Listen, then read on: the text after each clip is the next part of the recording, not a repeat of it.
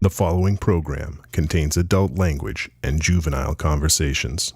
Listener discretion is advised. It has been a fucking wild and woolly week here at Castle Wolfenstein. My tag team partner last week suffered from a freak snow removal incident, and now my brother from another mother, somebody who I've legitimately, without any hyperbole, known half of my life, Monster Zero, was sick and hospitalized today, and is doing better, but it's been a scary few days here at Castle Wolfenstein, with both these guys going down at the same time and having to miss consecutive shows. In other news, my Death Curse game is really strong right now. Welcome to Trick or Treat Radio. The following podcast. You screwed me up.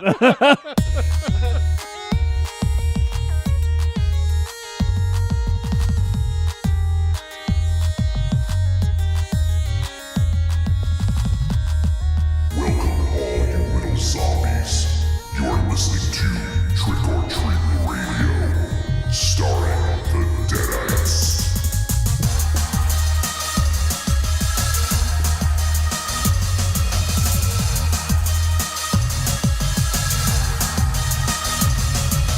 Welcome to episode 341 of Trick or Treat Radio.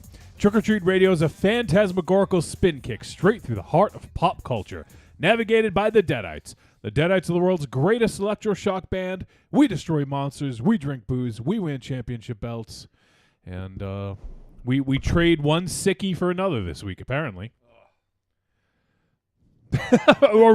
Sorry, Raven Show's not ready. Still putting his headphones on. You're here. I am. I'm fucking back like a fucking vertebrae. You're I don't back. know that I'd use that term. Yeah, I don't know. Yeah. Well, how about being up in arms like fucking no plan? I'll tell you that much.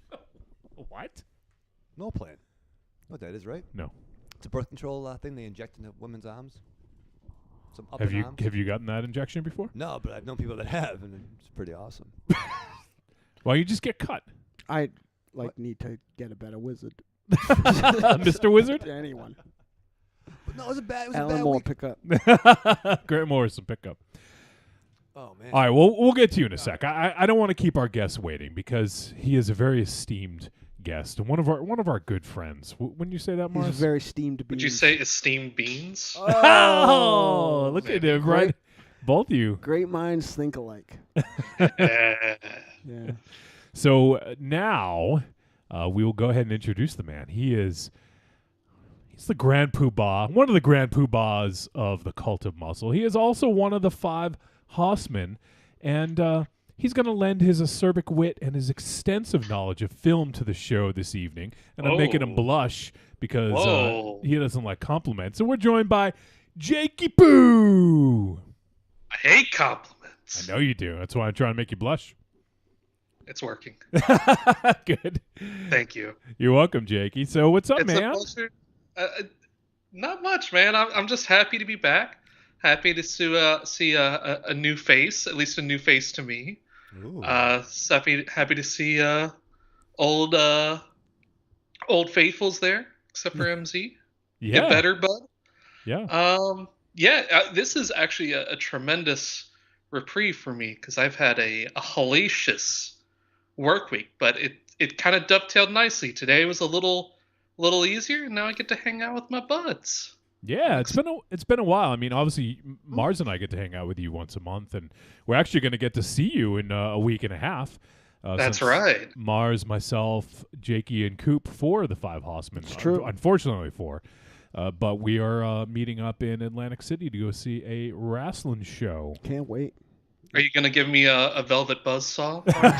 I hope Get so. there? He's going to give you the He's going to give you the hobo man. It's going to be awesome. Taking You're gonna transition from the Butfordshire necktie straight to the velvet buzzsaw. Listen, it's been a while since me and Wolfie used to hit. Me and Wolfie used to run those roads back in the day. So it's we used to run those ropes. Yeah, so it's been a while since we made that trip, and it's going to be nice, to see you and Finger Cuffs. I mean Coop.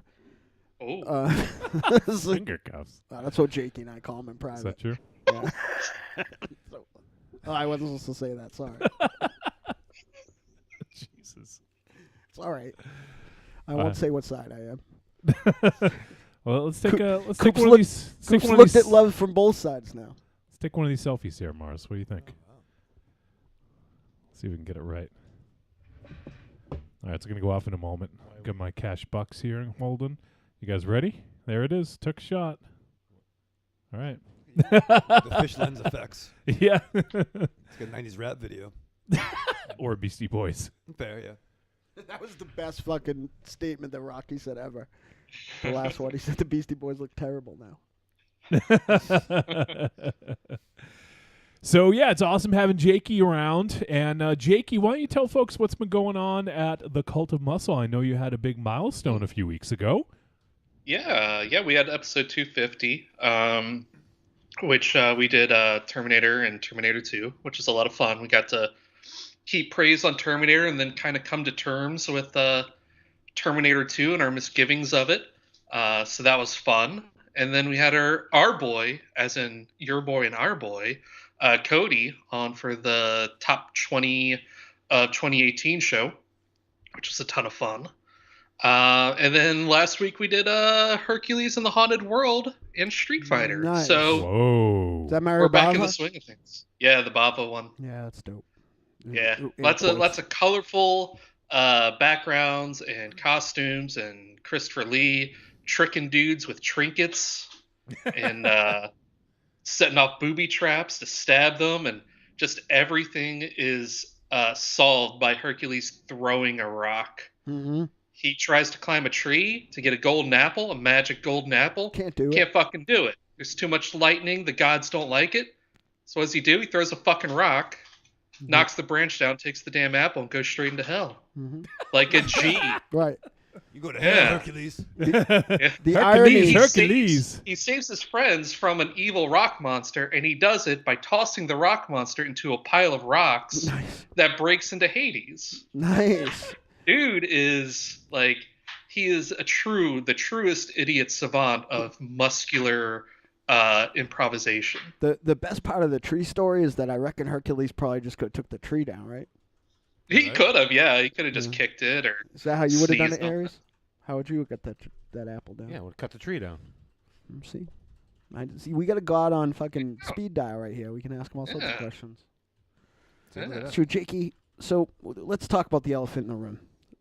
Me and Wolfie have the same conversation probably every week. Sometimes I'm sick or got hit by a car and we don't have it. Why is Jakey not on our show? And it's like- we it's like- have these other guys? Yeah, it's like let's have Jake on, and Wolfie's like no, and I'm like let's have Jake on, I- please, and Wolfie's no. like no way. What are you talking And I'm about? like every week. That is absolutely not true. Yeah, I'm like every week. Who was the first person to compliment Jakey on his beard oil?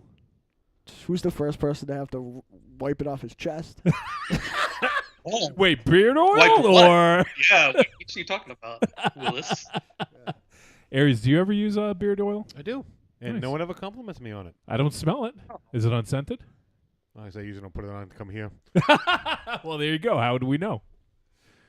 Gotta rub that sandalwood in there. Ooh. You gotta send me that picture so I can do the Oh, post. I'm trying to. I'm Get that editing Flamin' it. Hot Cheetos beard oil, yeah. Yeah. Now you're talking. Cheetos? To be fair to Wolfie, I'm sure he's like on the verge of inviting me on any given week, and then I immediately tell him to shut the fuck up. So, That is in true. fairness, it kind of throws him off, I'd imagine. Yeah. Throws him off of being a decent friend. Sometimes it's It rough. happens to us. It's rough to be Wolfie in the Hossman chat. I'll own that. It really is. Yeah. I'm way too rough on him. I need to focus my energy on Mars. Okay. Yes. On it, but in a different way. Giving me. I think he gets it enough here as it is. So. Yeah. He'll get it. Plus Coop. Ooh.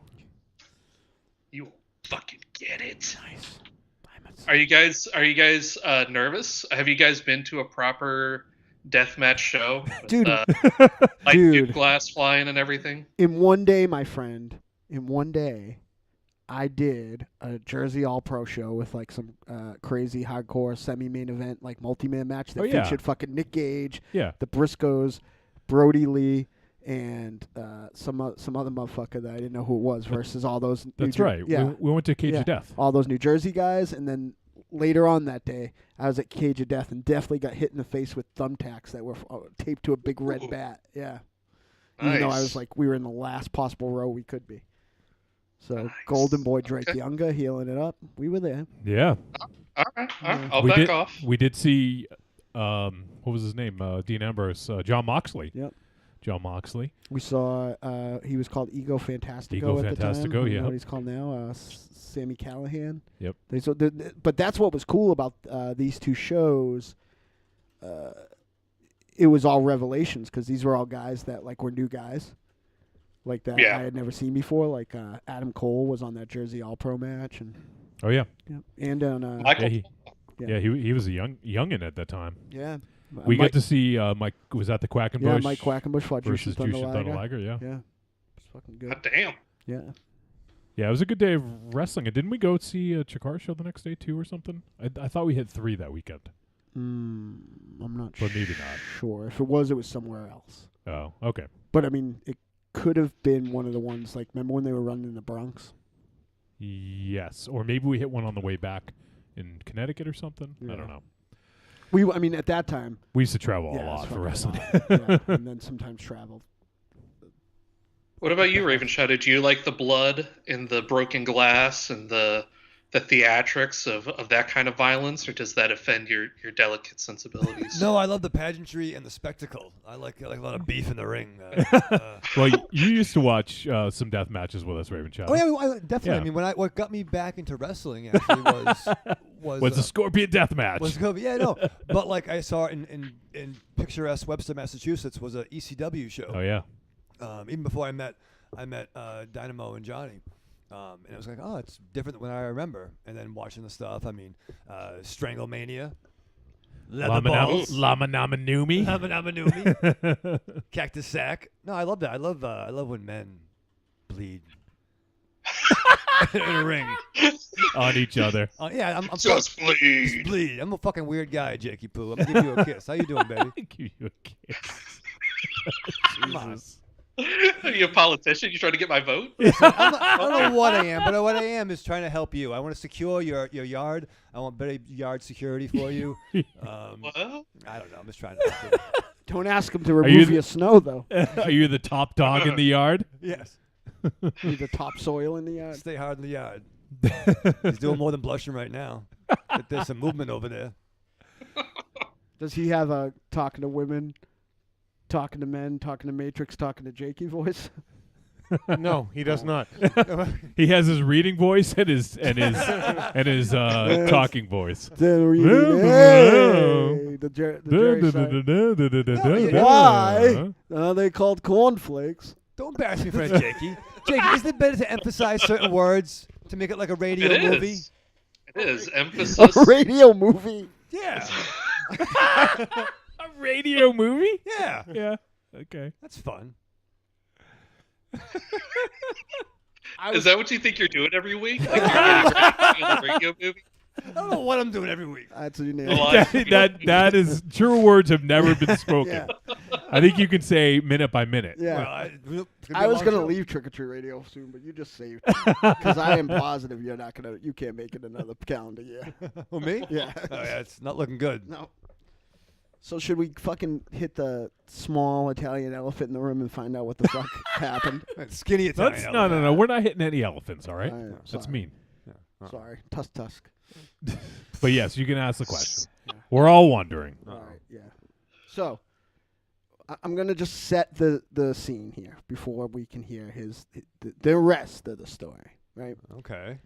We had across central Massachusetts, which is the large blanket area where we all live, Jakey and listeners, right? Outside Boston. Yeah, we got about 0.3 inches of snow or so. Would you say that was? No, we got like 3 inches. We got 3 to 4 inches depending on where you were. No, that's what I meant. Like 3 points. Sorry, not the 0.3. Sorry, not very much.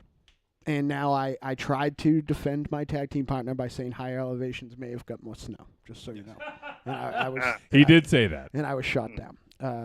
So now that I can't defend you, I might as well fucking just join the other team. No shit. Before we hear what happened to you, can you please tell us what you were doing when it happened? I was wearing a nice summer dress. No, I mean when I hurt my back. Yes. All right. Well, here's the thing.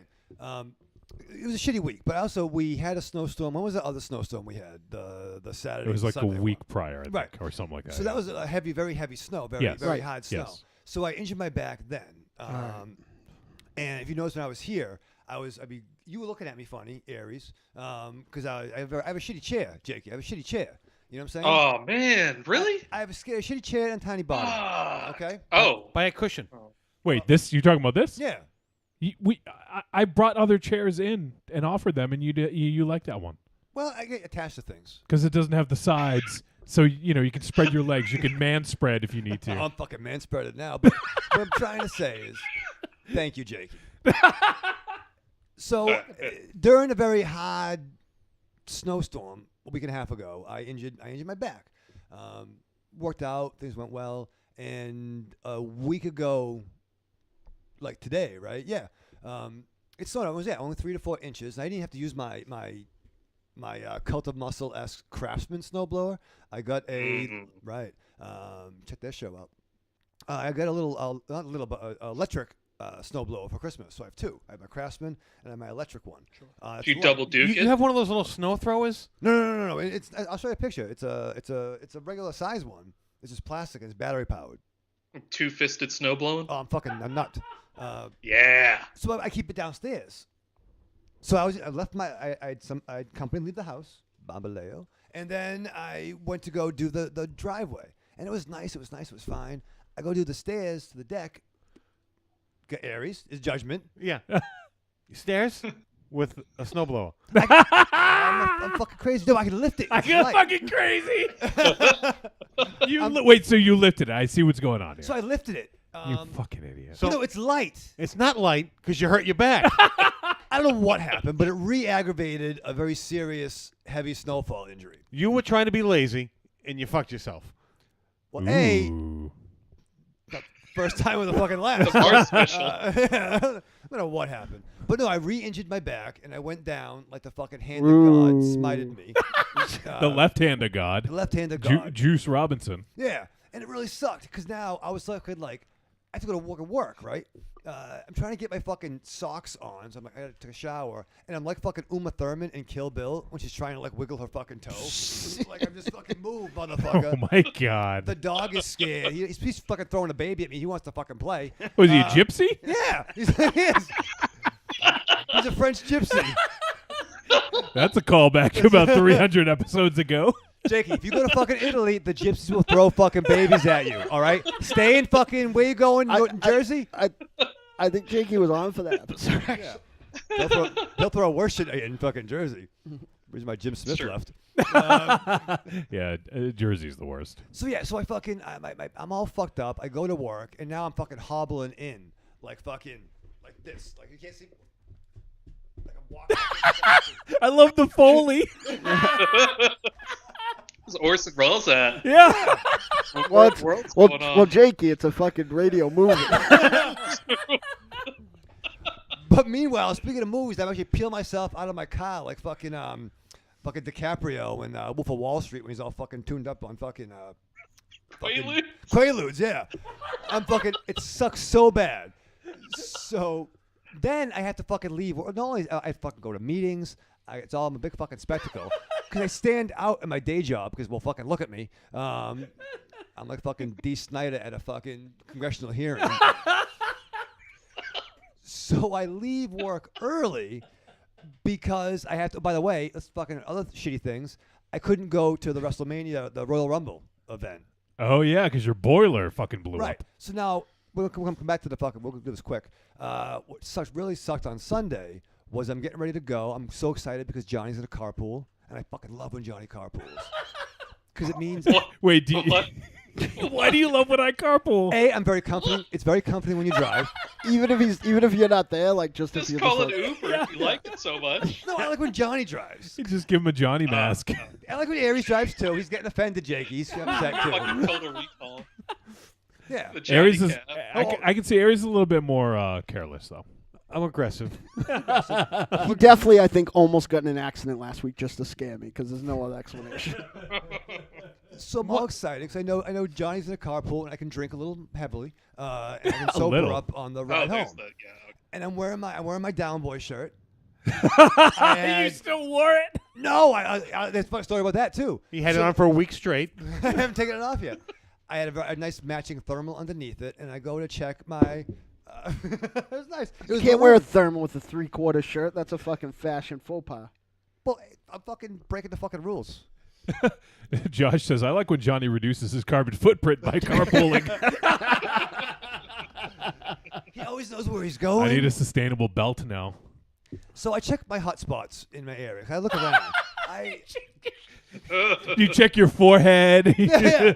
No, I'm always looking. I'm downstairs in the basement smoking, drinking. I'm looking around. Was that fucking crack there? Was this that thing? Is that wet? Is that moist? I gotta fucking know. That moist? Moist. Wet or is that Yeah. moist? You know what it is. Could be. I got a pet. Is that water or is it something else? I don't fucking know. Is it me? I don't know. Oh man. You gotta look These around. guys are covering their faces in the studio Bill, for the pick people up. not watching live. So anyway, I go to check, and I'm getting ready to put my shoes on, my down boy shirt on. I look at my fucking boiler tank, and it's fucking leaking, and I get anxiety because I can't leave the house. I can't go to Somerville and be partying all night with a leaky fucking thing. If you're going to go to Somerville, you wouldn't have been with us. Oh, where would you guys go? Wakefield. Oh, the parties in Somerville, dude. You should have went there. All right, what's the same fucking thing, right? No. All right. Well, either way, it's far. Jakey, it's far, right? Where do you live? Okay. Over here. Okay. Well, Wakefield's closer. He's in Coop Country Okay. now. So yeah, so I'm all dejected. I text these guys. I take off my fucking down boy shirt because I You couldn't bear to I wear couldn't. it. I was upset. It's in the closet. I don't know when to wear it again. So then I'm anxiety. I call my fucking plumber, Super Mario. This is like the most intense strap-on sequence I've ever heard in my life. Which is true. We're not even there yet. Yeah, But- I know. Like this is like very avant-garde kind of approach. By to the this way, episode. I assume this may be either a first-time viewer or someone who's a fan of yours, Jakey, but we have Marion who says, how many times has he digressed? It's gonna be a long show. Buckle up. It's like it's like fucking that Choose Your Own Adventure, Raven Shadow style, just all digressions. He's Bandersnatching us. Oh, Yeah. Digression Junior High. Yeah. So anyway, I call Super Mario, my plumber. He comes up, checks it out. Super Mario. So he lives down the street. He actually lives next to the old Mars How Dome. can you be racist to Italians, man? What's going on? Hey, he's Italian. Okay, too. Okay. We're both Is Italian. his name Mario? Is his Mario? name Mario? Yeah. Look at It my is? Look at my phone. Wait, was this our buddy Mario from Is the he comic Super? shop? No, Oh, that guy's okay. awesome. It's a different Mario. But Okay. no, I'll show you guys. On my fucking phone is Super fucking Mario. You think I'm You fucking show us in kidding? your wallet. Do you have a business? a business wallet? card? I should have. Okay. I'm calling my work. I can't do that. Josh says Super Mario could fix any leak. It's true. My life is terrible. You asked Mars I know. like 20 minutes ago. Yeah, you brought it up, man. Yeah. So We're anyway, on this ride. long story endless. Now he's gonna. I need a new fucking hot water tank. Josh says if you call Super Mario, turn to page 42. If you try to fix a leak yourself, turn to page 9. Choose your own plumbing adventure. Oh, this is actually Marion from Raiders of the Lost Ark, Nice. according to the profile pictures. All right, Joe. So anyway, so now I need a new fucking hot water tank. Okay, I need a new fucking water tank. He quotes me fucking. So I get home. Now I'm back to the fucking hurt my back. Need a new fucking water tank. Quarter me $850, right? Okay. So now I peel myself out of my fucking car to meet him. I leave work early to meet him. He comes in and he's fucking in and out at the Royal Rumble. He got a new fucking water tank, put it in. It was nice. He's like, "Oh, it'd be $825." I'm like, "All right, we take cash." He's like, "All right, it's $800 now." So that's how you know we're both Italian. Okay, so I give him a wad. I give him an envelope. Give him the Did you wad. slip it to him? Give him the Johnny wad. How did that go? My life is a cesspool. Yeah. I went, man, you accept cash? He's like, "Yeah, it's $800. Forget about me." I said, "Thank you." And they gave it to him. Do you not have a checking account? Well, I do, but what am I going to do that for? No, I just give him cash. Give him cash. I went to the bank. So I lit my ass in the fucking bank. Did he shove a fucking meatball to fill the hole? I don't know what happened. Because this is the most So fucking. you're cliche injured. You thing. can barely move. Yet you go to the bank to take out $800. Rather than write a Instead check. of write a check, Corn. He probably injured himself carrying the $800. Just like put his wallet at fucking He critical folded mass. it and It was a put it in the same co- side with the wallet, so he's really just crooked. Yeah, he just fucking messed himself. He fucking put that in his wallet and a fucking tear in the universe happened. A big giant meatball-headed Kandarian demon flew out. Half his hair turned gray. I didn't even use the fucking drive-thru. I fucking walked in too because I get nervous. I don't trust taking large amounts of money off the drive-thru. What? I don't know. I don't know What about do you that. think will happen? I don't know. I know it doesn't happen because I fucking walk in the building. But it's fucking weird, Jakey. You could count it at the window. I don't know. And there's people honking. I don't like that. I don't need that. I don't need fucking bank anxiety. I'm already fucking DiCaprio from that fucking movie. I gotta spend money. I got everyone fucking laughing at me because I'm fucking hop-along fucking Cassidy. And so finally it's in. All right, it's good. It's fine. It's in. It's in. It's all done. Whatever the fuck. Is that when you gave him the wad? We're gonna be in before the wad. You can't do the other way around. Did he give you a hard Feel time the that it wall. wasn't gold coin? But only Balloons. if he had that birth control shot, right? Yeah, the one you were talking It's about a that you knew no-plan. the name of. You get no plan out there, don't you, Did he Jakey? hand you a green mushroom when he left? When he left your house, did he jump up and knock the flag down? It's me. I'm a stereotype. He threw a fucking mushroom shell at my car. I'm like, what the fuck? Another 900. Was he stomping? Was he stomping Goombas on the way? He fucking helped the Goomba's water cooler. It was real weird. He put on a raccoon costume and just flew away. It was wild. I was like, are you gonna use a fucking welded iron to fix this? He goes, no, give me that fucking mushroom. And all of a sudden he's breathing fire right in my hot water heater. He fucking welded it with his mouth. Whatever the fuck. Marion says, "Oh my God." Josh says, "Super Mario only accepts gold coins, man." And then Mario also, Marion, not Mario, sorry. Super Marion. Marion. Super Marion says, "I'm laughing so much, I'm missing the story." Josh says, "This is the best." And Super Marion says, "But I was having trouble keeping the thread anyway, so." You're not alone. Yeah. Everyone in the room, everyone on the air, and the person telling the story. So then finally.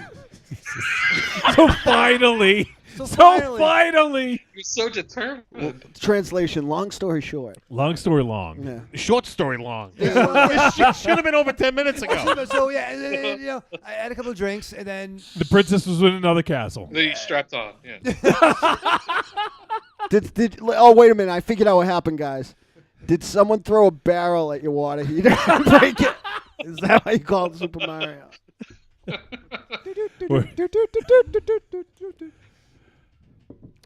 So I took a nap. And I figured, all right. I'm out of work. The oil tank's in. My mom brought me some Taco Bell. What'd she bring you? It was nice. Same thing you got, Johnny. Similar. I got a steak, 2 soft tacos, a chicken quesadilla, and a steak quesadilla. Oh. It's nice, right, That's Jake? decadent. Yeah. So I had a couple of beers, took a nap, figured, okay, I'll wake up at 7:30, and I'll be fine to go to the show.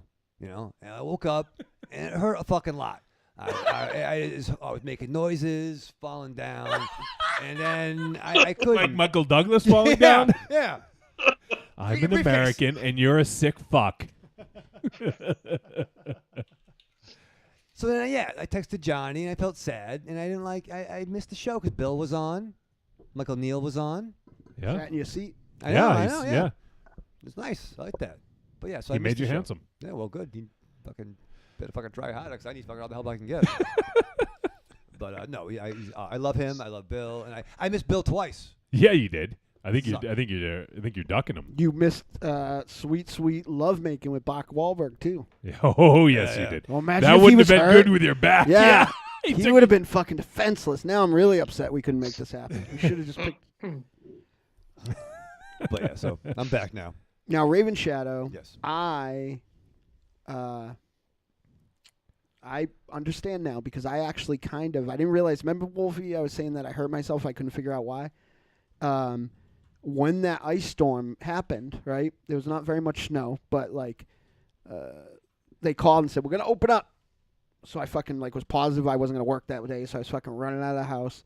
and it had already started to freeze. So I lifted, I got a big fucking shovel of it because I thought it was going to be little, and I hurt my shoulders and neck some. Yep. And then I saw a plow truck go by, and I fucking waved my checkbook like it was a hanky. So that they would, hey, Mr. Truck Driver. How much? $30. And it was Aries, right? Get rid of it. Yeah, and then not talk about the fact that Aries, Tiny gets his driveway plowed by some mystery person. I don't know who it is, but probably sounds like Aries, but rhymes with Marys. Yeah, but yeah. So I understand now. Now I'm with you. World's dopest tag team because that was fucking heavy snow. Worst part of that was that, like, I lifted that thing, it fucking hurt. I'm sitting there like sideways, and they like KMC's like, oh, works on the phone. They say you don't have to come in, so I like fucking hurt myself for nothing. But that said, I fucking took a bunch of pills, brought a flask of whiskey, and came to the show. But not big. Once it sucks because I had some access to some things. And access to some things. Like croissants? Yeah. No, like what kind of things are we talking? Like medicinal salad. Medicinal salad. Like, oh, you're on like vacation. Yeah, exactly. Yeah, and it might have rhymed with Micah did. But it didn't cut it at all because it was a muscle. It was a muscle pain. So get a muscle relaxer. Oh, I did. Yeah, I got one. I called in, and I got what do you call it? A Flexerol. Yeah, Flexerol. Ooh. Yeah. Did you flex it all? No. I'm flexing right now, Johnny. Is it? So are you better now, or is it still lingering? I'm better. I'm better. He sounded bad when he was like in the hallway though, so I don't believe him. Yeah, we thought we had to like carry up the stairs. It was also it's hard when I transition from sitting to standing. But if I'm standing, it's fine. Well, that happened to me, but it's because I'm fucking old. Well, you've actually dealt with that for a long part of your life, transitioning from sitting to standing. Right. You've had trouble with all drinking, right? Yeah. Thanks, Johnny. Practice. Really, for a Jakey, you gonna fucking say this now? Yeah. It's nice. Hey, we're all friends. We're all friends. No, he actually hasn't had any problems. He just lays down. Evil Corny wants to know: did Raven Shadow hurt his back pulling out his wallet to pay with those gold coins? No. Yes. That's why the wallet's fat. The big fucking coin, though. I wish Luigi came. That's when I know. Yeah, does he have a That's when you partner? know shit's real. Oh man. Was Yoshi there? Yes. What about was Bowser there? Yeah, I'll tell you this. Don't fucking carpool with Mario. That shit's wild. Right there, look at that. Fucking Wario drive you right off the road. It's me, Wario. Just because it's in your phone as Super Mario doesn't really mean that prove that's his anything. name. I have Aries on my phone. Is it my friend Mario from the Lucky Dog? No. That dude's the fucking best. Hell's Angels and stuff notwithstanding. That just proves you're super racist. Right. That you put it in your phone like that. Wow. Really? His fucking Once you put it on your phone, Yeah, like that means it's... it's like official. Yeah. They decided that last year. Stamp. That's legally binding. Yep. Oh, perfect. But- Yeah. By the way, we got a ton of people hanging out. I don't know if you can see over there, Mars, but we got Super Marion, Nice. we got Josh, we got Jakey. I don't know if that's you, Jakey, or someone else, but we got Evil Corny, that's me. we got Zipper, we got Humble Eddie, we got Brad, we got Axe, we got The Rook, Oh shit, D-Rook. and someone else. So just joined. I don't remember who. I might have missed someone, but yeah. So we got a bunch of people hanging out. Appreciate you guys joining, and they came for Jakey. They're all here It's for true. Jakey. Yeah. It's true. I bring them out. Bring the people up. Man, that Mario gif is killing me right now, though. That breakdancing gif. Yeah. That's out of control. Brad just posted So- a Mario gif. Can you just clarify, like, Yes. how, like, what's the justification for having it in your phone? I just don't understand. Like, what does that mean? That I that's missed really his what's in name? your phone. I missed. Well, It says Super Mario. Yeah, it's his name. He's got it right above, like, Negro Jim and Whoa, Injun whoa. Joe. Oh my God! Yeah. Whoa. Like, you can't just write, like, just because it's in your phone doesn't mean it's not It's on his insensitive. business card. His business card says Super Mario. I refuse to His believe t-shirt. that if that business card exists, it's not in your fucking wallet of Oh, you know, holding. it's on my fridge. It's actually on my fridge. Or it was on my fridge. It wouldn't fit in his wallet. Yeah, as a straw that broke the guinea's back. So that's his business. And I'm Italian, okay? Yeah. I'm Italian. Milbury. That's what I have to say about that whole thing. Milbury. Paisan. Pasta bazool. Oh man. Pasta Pazool?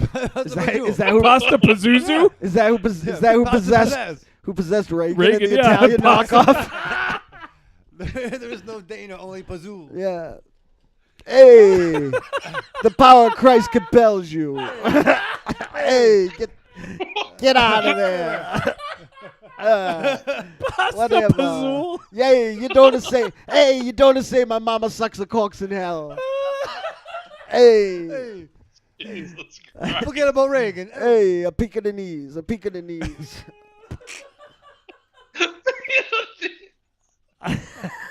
There is no Mario, only Pasta Pazool. It's very exciting.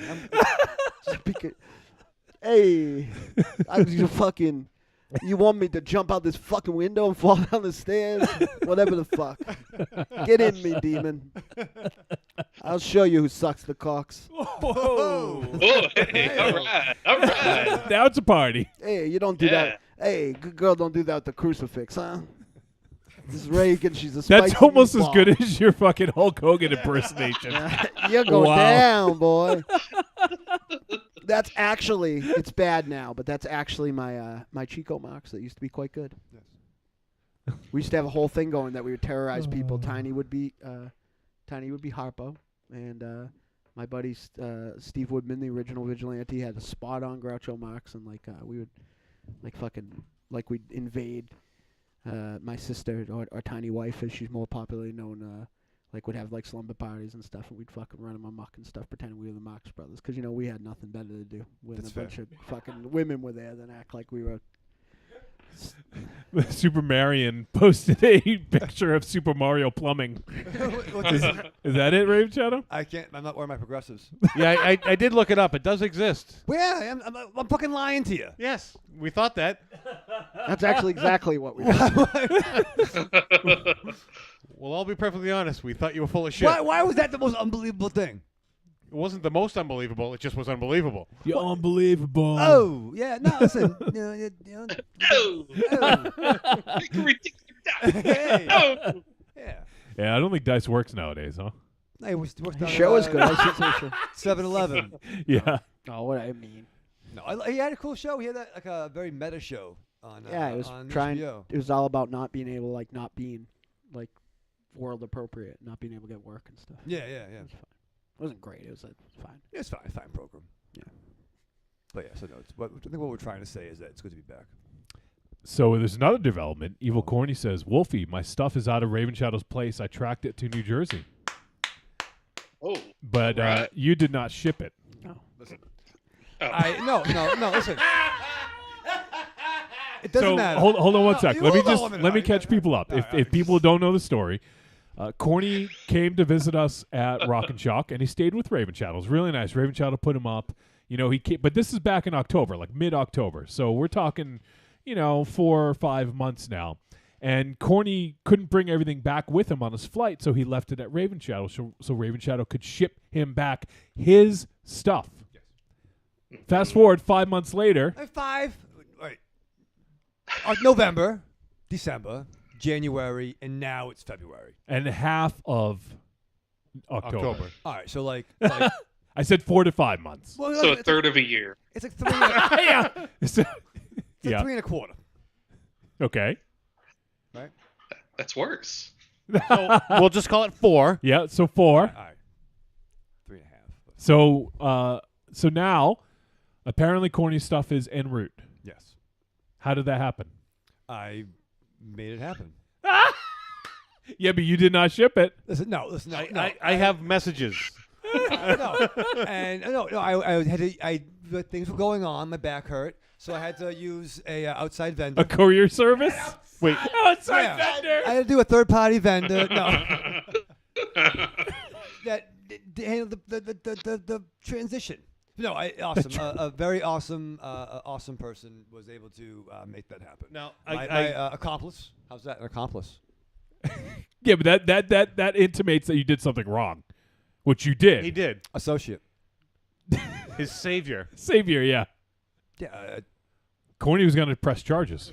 No, Coney likes me. Now better. I have to ask. Yes. Is it just corny stuff that was shipped, or was all of it shipped? Listen, we gotta. When you work with. Because Slagoth has had stuff there for a year and 4 months. I got a plan for Slagoth too. I got my a plan. Oh, this is supposed to be a fantastic plan that's taken a year and 4 months. It's a lot of it's fucking it's a slobber knocker. I'll tell you that much. Jakey, don't ever leave anything at Raven Shadows. Yeah, only your heart. Yeah. Aww. Smooches. No, I got envelopes and I got labels. You've had those for months.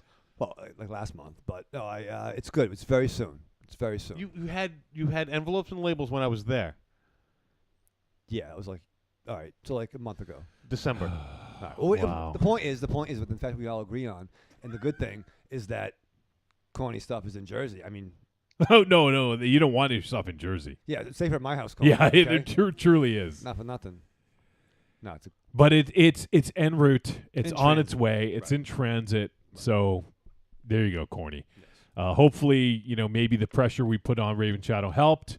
But glad that you're going to be getting your stuff finally. I think all the stress hurt my back. Blame you guys. Corny doesn't even remember what he left. He's like, I don't even remember what's coming to me. To be It's surprised. gonna be surprised. Is that your plan? Yeah, you're welcome, corny. It's a good thing he said that after it was shipped. Otherwise, he'd be getting a bunch of crap that Raven Shadow doesn't want anymore. Brad says, Corny, you would have been dead if you left heart meds at the speakeasy. Oh, nice. That'd have been the least of your troubles. You probably needed heart meds when you left the speakeasy. Very nice. All right, so we should probably move on. We got a movie to talk about, which I haven't even fucking mentioned what we're doing tonight. Your accomplice is a nice person, by the way. She's awesome. Too, Absolutely. too nice Yeah, way too nice. But for you. Bought, Too nice for you. bought me a delicious sandwich today. Yeah, I heard. Like, and just to get. She's I'm gonna very make. I'm gonna make some calls. cool. This isn't. It's not. Ooh. You're not punching your own weight here. Hey. Well, that's pretty consistent Yeah, across that's the board always, here. but like, yeah, this time, I'm more invested this time. All right, so tonight. Oh man, I have a cramp. Ah, fuck. Raven Shadow story was so long. I stayed in the same place for so long. I have a legit fucking leg shit. cramp. Get up and walk it off. I'm gonna try in a You minute. want Flexerol? Yeah. So tonight we're going to be discussing the Netflix exclusive flick, Velvet Buzzsaw, which I know Jake was really excited about, and that's why he's here. That's right. So That's we're right. gonna be talking about that, and then I don't know. We don't have really much planned for the No. the final segment, but we'll figure out some stuff. We might have an announcement or two, and then also we'll get some voicemail. So we'll get to that, all that stuff. All I could think of every time I saw that logo was my band, my famous band from the '70s. Velvet Buzzsaw. Yep, the Velvet Whores, Yes. greatest band that there ever was. You ever hear of those guys, Jakey? Got any of our records? Yes. Thank you. It's good. We have such hits as "I Want You to Want Me to Want Me." Just what I need. Running Canal Diablo. Yeah, running Canal Diablo. Just what I needed. The Baker song. And you guys wrote all those originals. Right. They were covered by other people, Yeah, not right? a lot of people know that. Yeah. Which this is a perfect segue. As long as I was in the Velvet Whores, which was from like 1973 to 1977, I've been in something longer. What is it? The Deadites. Oh. I've been doing that shit for 25 years and a Plus couple of 16 months. weeks. Yeah. Yeah, I am excited to say that very shortly, this week, tickets will be available for both the big events of the Deadites 25th anniversary. They're available now. They're available now. That's shortly. I didn't specify how shortly. So they are available now. I'm sure there's a URL or some sort of fucking There is. webmaster magic. But you can get tickets to see the Deadites live at the Bull Mansion on the 13th and see Trick or Treat Radio live on the 12th at the Park Room, along with Survival of the Film Freaks. Yeah, so tickets are available if anyone out there wants to buy advance tickets. You can reach, there's two unique URLs. They're pretty easy. I tried to make them similar so they're easy to remember. It's dtac1.brownpapertickets.com and dtac2. So that stands for Deadites 25th Anniversary Celebration, Night 1 and Night 2. So DTAC 1 or 2.brownpapertickets.com. And you will find tickets. You can buy them in advance. The live Trick or Treat Radio and the special screening of Survival of the Film Freaks. I'm almost certain that it's going to be the only one in Worcester. Yep. And that's $10 and $15 for the Deadites show, which is on the next night at the Bull Mansion. And it's $20 at the door. Yeah. So if the only way you can get in cheaper at the door without buying advance tickets is show up in a costume or cosplay, and then the tiny white contingency, as we call it, you will get. Can we just call them costumes? Well, They have to be like no, whatever. I don't know. costumes and cosplay. Well, I think it's a different thing, right? But I don't know. Yeah, but isn't cosplay a costume? I was told by the fucking cosplay community. The whole community. Yeah, to that's not how, down. this is what he does. Yeah, right. To not You down know what? against- It's a costume. Yeah, but you're old too. No, Like, so, yeah, like- that's just their way of making it sound better. yeah.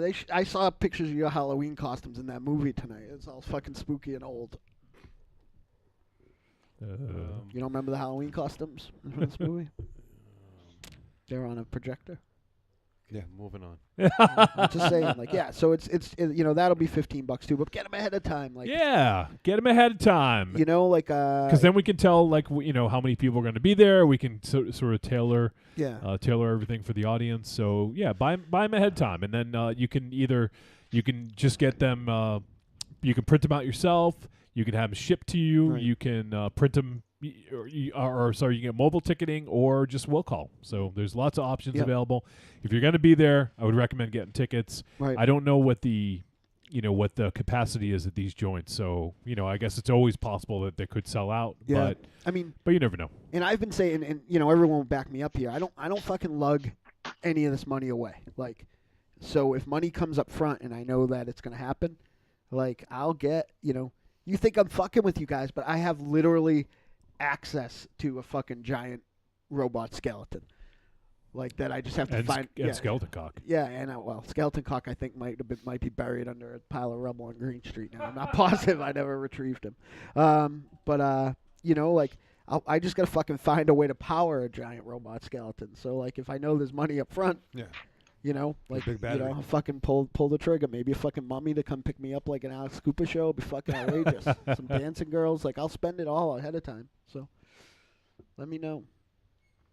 Pay ahead of time. And I will say, I don't want to be an alarmist, but that Parkview room is not huge. Like, the capacity gets cut by having seats. Yep. So, I would say under 100 capacity, I believe that. Yeah. place is So you with get to be seats. there for a live Trick or Treat Radio, all of us there, and then also Bill and Kyle. Well, I believe Bill and both Kyle will be there to present Survival of the Film Freaks. Hopefully they stay. I think everybody's gonna stay at my house if I'm not homeless then, and then we're free. We'll all be staying at Raven Shadow's house because I live there. Marion asks, how do I purchase now?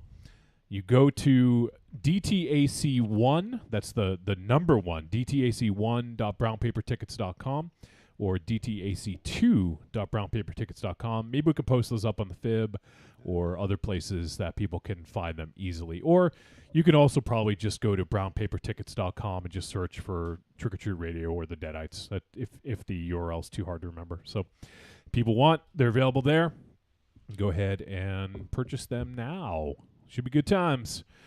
So let me do some quick little intros. We haven't done it in a few weeks. So, and even though Raven Shadow wasn't in his seat in time. No, he was, when the camera came on, he was in his seat. Well, when the camera came on, yes, but he opened the door as Mars was just about to start his intro again. I thought we agreed with the camera. Yeah, I didn't want to. Yeah, but he wouldn't want him to interrupt Mars's intro. He almost did. That's why I hesitated. You're welcome. No, just fucking stay out there. If it's quiet, stay out there. Well, I don't fucking know. Yeah, now you do. Oh, well, I'm gonna. And knowing is half the battle. Oh shit! Wow. Oh, look at these guys. Bromance.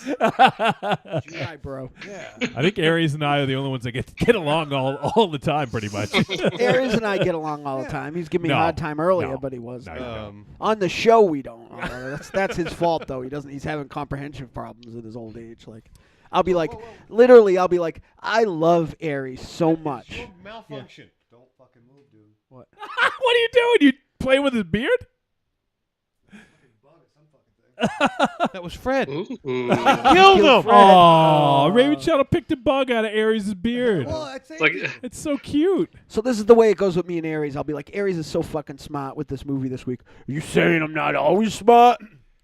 And I'll be like, no, I just thought, I mean, I am, and then I'll fucking get Are you nervous. talking about last week or this? All the or is- time. Oh, okay. Yeah.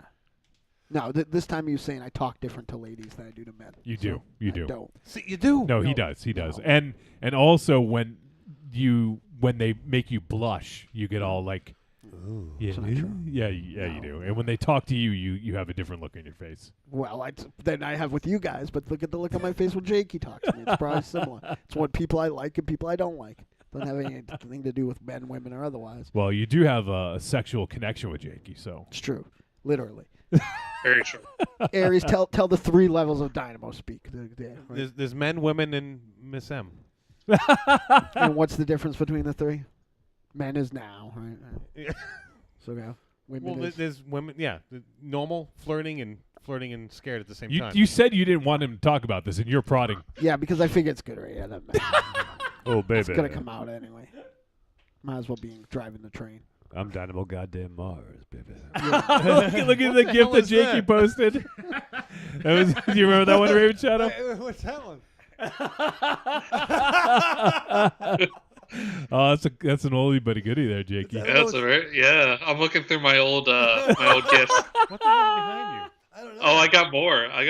What are we doing there? Look how fat I was. You are fat, dude. I was fat. Good looking guy. Stop. Are you fake smoking? Like, what is Yeah, he is. Oh, that's the best. Here's another one. Jakey's posting the best gifts. Oh, Oh, shit. that's old school. It's you dancing. Oh, yeah. You're Somebody- singing. we have to put text. Whoa! The lick of the fingers. You I come haven't to- always had time to watch the live shows and take gifts and stuff like that. This We is gotta from get- a while ago, but we- yeah. We gotta get that and put text over it for promo for the. Okay. comes to the live event. You'll see Yeah. lots of that. All right. I am Johnny Wolfenstein, the pencil pusher and producer of media for Trick or Treat Radio, the Deadites, and also one of the co-hosts of the Outside Corner Fantasy Baseball podcast, which is starting up soon for the new season, and also one of the 5 Hossmen, of which there are 3 of us here today. We also have another one of the 5 Hossmen, the immortal gunslinger, singer, and lyricist for the Deadites, Dynamo Mars. What's up, y'all? This next gift. Oh! It's Mars pulling up his shirt. Wow. And dancing sexy like. It's a little inseam there too. You might get banned from TV for that one. That's the cardigan I lost when I was with Jakey last. Oh, I like that cardigan. This other one, what's MZ making a face about? It must be my dad. About Mars's dance. Oh! Look at The his old reaction. Look at his old hairdo. I know. I miss I that. miss Yeah. it Look too. at Raven Shadow's face. Raven Shadow looks like a South Park character. Oh, like a Sal Buscema drawing. Yeah.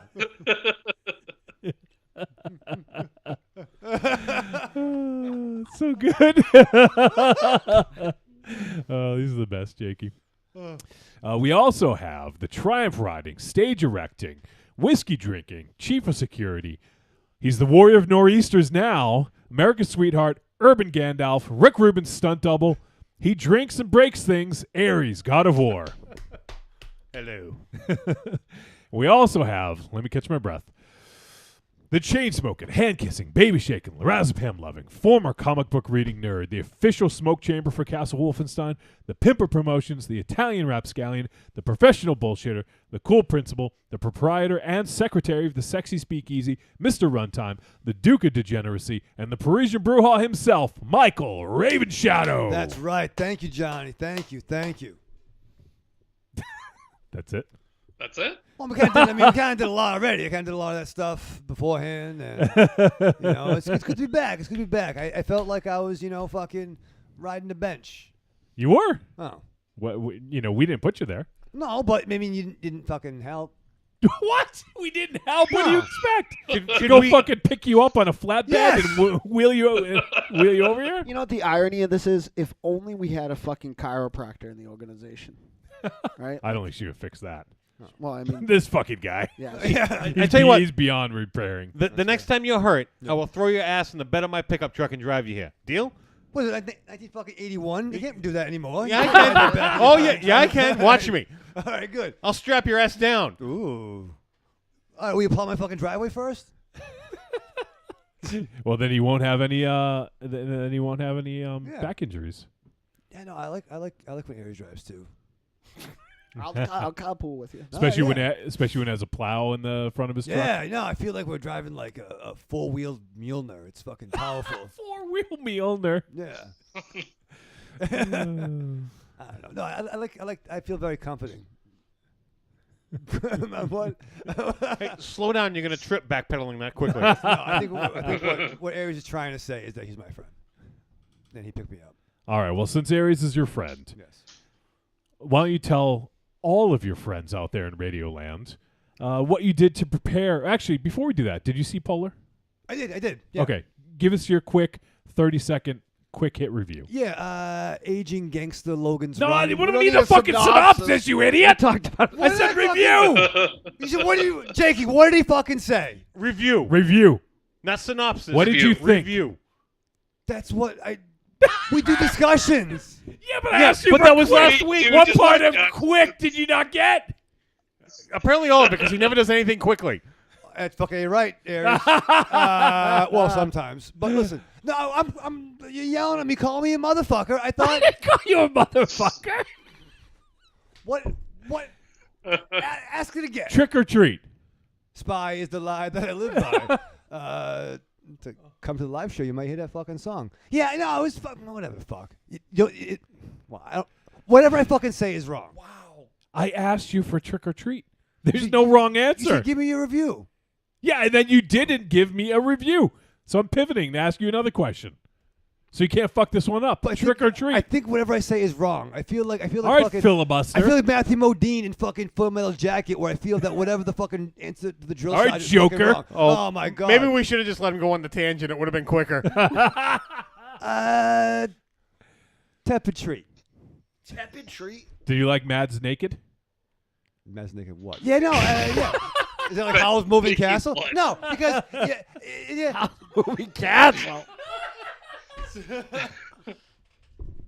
Whatever I say is wrong. No, I thought it was fine. We've seen it before. There was a little something like the Guy Ritchie fucking title cards were kind of annoying. Read For me? Yeah, read my new intro and then snap. Just say snap on. Right. Snap on? Yeah. Snap on? Yeah. Step on, step off. The rail riding, barrel fire having, boxcar jumping, Franks and beans stealing, hobo son of a gun, Dynamo Mars, Hobo man. hobo man, yeah, strap on.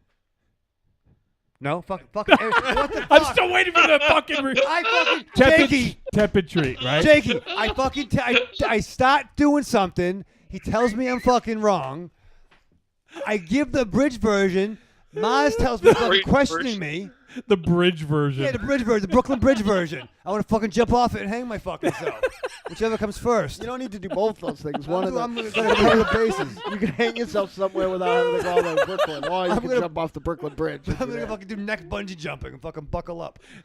Buckle up. So did I? It was fine. What the fuck? It was a fucking movie. They made a movie, and I was It confused made too. The movie made a movie, guys. Yeah. Jakey, this motherfucker's a movie called Polar. What's coming out in February is a motherfucking movie called Arctic, starring the same fucking guy. He fucking loves snow. It hurts my fucking back when I watch those. That's the fucking problem. All this fucking snow. Arctic Polar. Strap the fuck on. Do you love a scary story? Do you love to dance? The Big Scary Monster Haunts at Midnight is a collection of dark songs about sex, love, death, revenge, and the end of the world.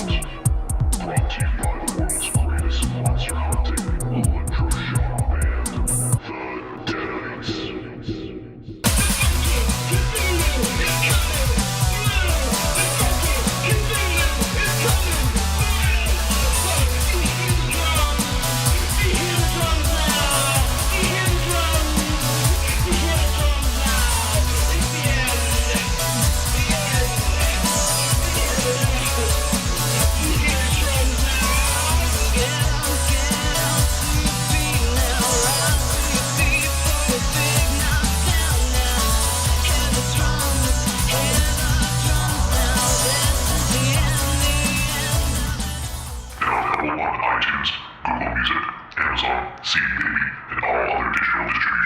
I'm Mike Allred. For the gidgiest listening experience, you gotta check out Trick or Treat Radio. Oh, delicious nerds. Ms. M knows you like to chat it up with other sexy shut-ins about comics, movies, video games, and your favorite TV shows. If that sounds like you, cuddle up to the Trick or Treat Radio Facebook group, or the FIB. That stands for Fan Interaction Board. Just go to Facebook and search for Trick or Treat Radio and have more fun than a Jedi at a lightsaber sale. Not enough? Watch us on YouTube, the Deadites TV, all one word. Last but not least, check out the world's most dangerous talk radio show, Trick or Treat Radio, at trickortreatradio.com. You're my new best friend.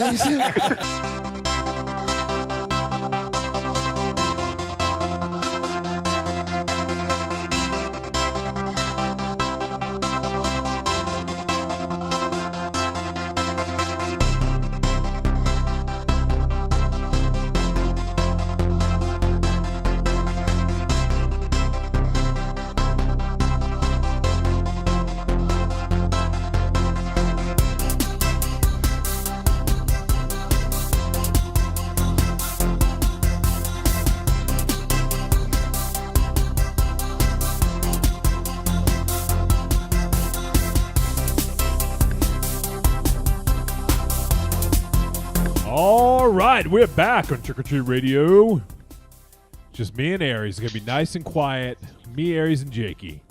Wait, do I? Oh, okay, cool. Thank you. No, we didn't get rid of you. So I'll go if you need me to go. No. You're the only sane one here, Jakey. Okay. He forgot you were there. It's fine. I forget I'm here. I was just talking about in studio. No, it already happened. It already happened. Whole lot of backpedaling going on tonight. Yes. All right, so we're going to talk about Velvet Buzzsaw. This film is rated R, and it is 1 hour. Is it rated R? I'm curious about that. Like, the whole idea of something on Netflix being rated by the MPAA is kind of bizarre, don't you think? I would imagine it got rated by the MPAA before Netflix acquired it, because I know it played at festivals and stuff. So I suppose they could have submitted it and it got a rating. I don't know. Because the whole thing with Netflix, one of the beefs that people have with it is that they don't really try to give their prestige movies much of a theatrical run. So honestly, like, I think that's kind of an underrated frontier that the streaming services have. Like, they can go. There's nothing stopping them from doing like NC-17, or just, doing like really bold, transgressive shit. I mean, outside of the normal push and pull from consumers. Yeah, it is kind of interesting, and I know that Netflix gets, I don't know, like, it's not viewed as a serious platform in terms of, I think Roma is sort of the film that is making people look at it as more of a serious platform. Yeah, now, that Beasts of No Nation from a year or two ago, that was kind of a prestige movie. Yeah. So, it's interesting because, now they've been picking up bigger titles. I think it's Star, and they are doing theatrical releases for some of them as well, which is I saw that. Yeah. So maybe the moral of the story is I really want an X-rated Castlevania. So get on it, people. Let's just make it happen. Written by Warren Ellis. Let's fucking do it. Who cares? X-rated Cloverfield ripoff? Like, what? Why not? Who cares? Like, I don't drop it think after the Super Bowl, just have people fucking. Who cares, right? You can do anything you want. It's online. Mars, you're missing Jakey talking about fucking. I don't need to talk about it with Jake. Yeah, we don't have to talk about it. Yeah, we're just fucking 6 days away from slapping some hams. 6 days? Slapping hams? Is that a euphemism, or are we bringing hams? Yeah. To Next City? I don't think Coop and I were like that if you bring him to the hotel room. Whatever. I gotta ask, Mars, have you watched any of Deadly Class yet? No, and I love that book. The pilot is really good. I haven't watched any of the episodes since. I really like it. Oh my God, Marion just posted the GIF of MZ almost dying. Oh my God, that is fucking surreal. So have you? It's like Faces of Death Blue Balls. It's really surreal. Like an image of what would it look like, but didn't actually happen. It's really disconcerting. Yeah, that's good. I like Faces of Death Blue Balls. Yeah. If only MZ were here, he'd mark out. I know, exactly. Yeah, he loves both things. Miss you, bud. He's used to blue balls and he likes Faces of Death. So, There you go. Jakey, have you seen Deadly Class? I saw the pilot, just the first episode, which either was or still is available on YouTube for free. Nice. I gotta catch up because I'm excited. Mars, Like, it's good but it's production TV value. show. Yeah, but after Sci-Fi has fucking knocked it out of the fucking park a few times. Like You won't watch a Nicholas Winding Refn 10-episode special, but you watch that? I watched Happy, and that was the fucking best Yeah, show ever. Brubaker's writing that, isn't Yeah. he? Brubaker's Yeah. writing it, and Nicholas Winding Refn is directing every It's episode. too much. Why? That's It's outrageous. either that or New Japan. Like something's gotta fucking give in my fucking busy schedule. You have to give. I'm already sleeping like 3 hours a day. Like That's bad. Well, I know, that's an what I'm hour and a saying. half a day. well, fine. I've been thinking. I literally, just to show you how broken I am and how much it bothers me. Like at some point, I fall so behind on. It's inevitably All Japan that I just say fuck it. But like the other day, I was literally like, if I cut an hour sleep, I could probably start at the first Fantastic Mania and be caught up to whatever. Nah, you don't need to watch Fantastic Mania. I watched one hit show and I liked it. Yeah, it's fine, but you don't need to It watch comes it. and it goes. It's frivolous. I'm like a fucking year behind on Pro Wrestling Guerrilla. Everything's bad, and everybody's trying to make me watch more things. So You're further than I am, honestly. Oh. I had The one you watched, I hadn't even seen. I had a fucking I got so nervous I started watching like stupid shit the other day. I watched like I started just fucking pounding through WWF roundtables. Oh, legends! Let's see what they have to say. You're not getting shit for talking about watching WWE. I always get shit for it, though. I'm watching Well, WWE. you though. don't get shit for watching WWE. You get shit for watching main event. Yeah, That's what you get shit for. Yeah, I don't watch main event, though. Does main event even exist anymore? I don't know. You would know. You would know. No. You know these things. So that Nicholas Winding Refn show is called Too Old to Die Young. That's a Jethro Looking Tull forward song, to I it. think. What's it about? It's written by Ed Brubaker. Not a plot synopsis. Nope. I'm not like you. Damn. just Wow. just shitting all over Ed. Like that doesn't even mean A anything. plot synopsis. Like that doesn't carry any weight. Yeah. No, What it's the good. fuck, I don't man? think we have one. Like the trailer's just a bunch of images and music. Like we don't really get much of a sense from it from the one trailer we've seen. So I don't even know if we have a synopsis out there. Yeah, I don't think so. Speaking of awesome action comics, Jakey, have you managed to track down any of that Die I had recommended? No, I haven't. So Ooh, it's sorry, go ahead. It's Kirkman's newest comic, and all comic fans fucking hate it. You know why they don't hate it? Because most comic fans have never seen a late entry canon movie or a PM entertainment film with like a, and fantasized about what that would be like with like a Michael Bay budget. And they don't know how fucking they don't understand trash. Like we understand trash. I still have that issue. It's true. It's true. Yeah. Do you know that issue? Huh? 3? No, I have. I have issue 7 in my bag. I think. All right, because I have that other one for you. Oh no, I do need that. It's called Die. The fuck was that? I can't. It's a secret. Oh. Yeah. No, yeah. it's actually awesome. The art is very like Frank Quitely like. So this guy puts the books out. Does he have weird eyeballs like Frank Quitely? Not quite as bad. I think Like that big he old did. buggy eyeballs, and all the women look kind of like men. No, not like that really shitty fucking early 2000s X-Men run that he did. That was not good. Okay. That wasn't his fault though. Yeah. But Was that the Grant Morrison one? Yeah. I like that. Wow. I also hadn't read much X-Men. It's a little weird. I actually do like Frank Quitely a lot, but his kind of motion and like scale feels really good, but there's just something weird about the faces. Really, that's fair. Really about it. But I actually like Frank Quitely quite a bit. So yeah, Velvet Buzzsaw, right? Well, I was gonna real quick read the synopsis to Too Old to Die Young. Bell Biv the Bubba. The what? What? Bell Biv Bill DeVoe Biv Buzz. Too Old Oh, to this is Die great. Young. It explores the criminal underbelly of Los Angeles by following characters' existential journeys from being killers to becoming samurais in the City of Angels. Sold. Hmm. Mars. Samurais. And Nicholas This- Winding Refn. Yeah. And You Miles Teller. seriously not going to watch that? Maybe.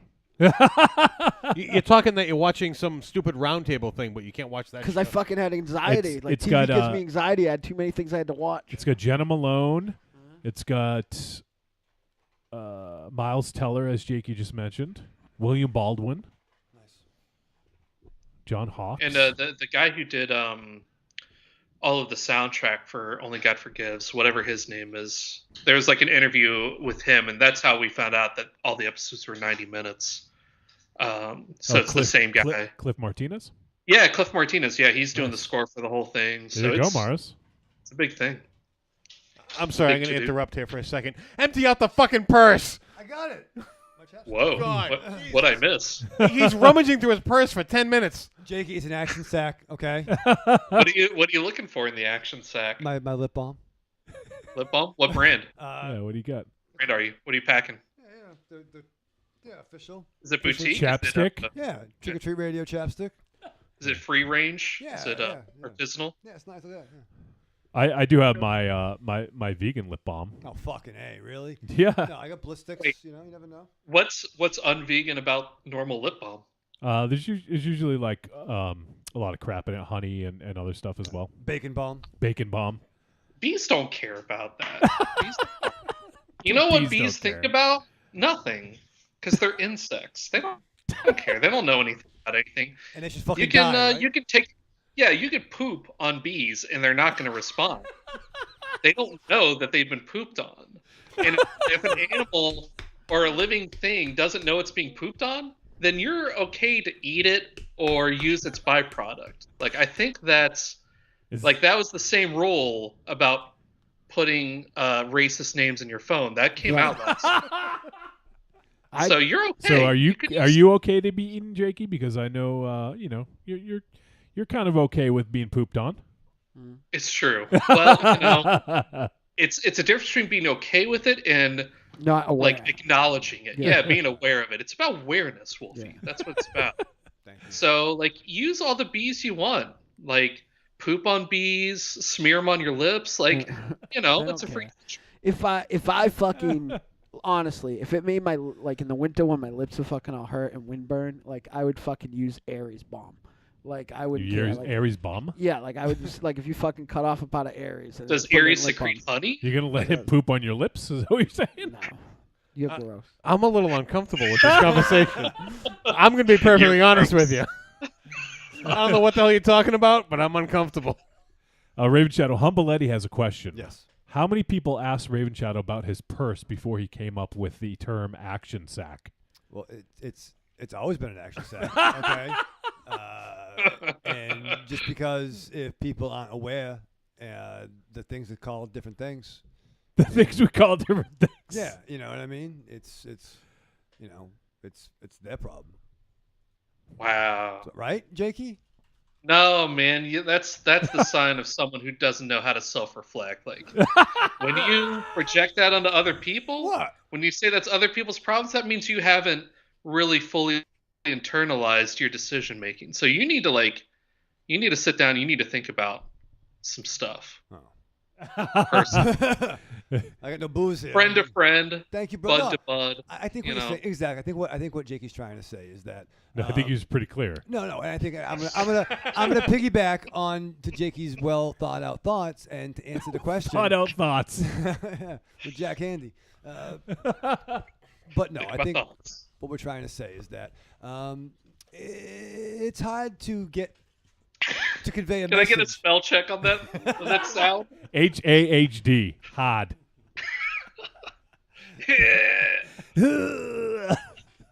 Yeah, but check out my cult muscles. Yeah, exactly, yeah. Flexing. That's good shit. I like that. See, I like that. yeah. Let's see you flex, Raven Shadow. Come on. yeah. Let's see it. Flexing or pooping? Yeah. Yeah, whatever goes first.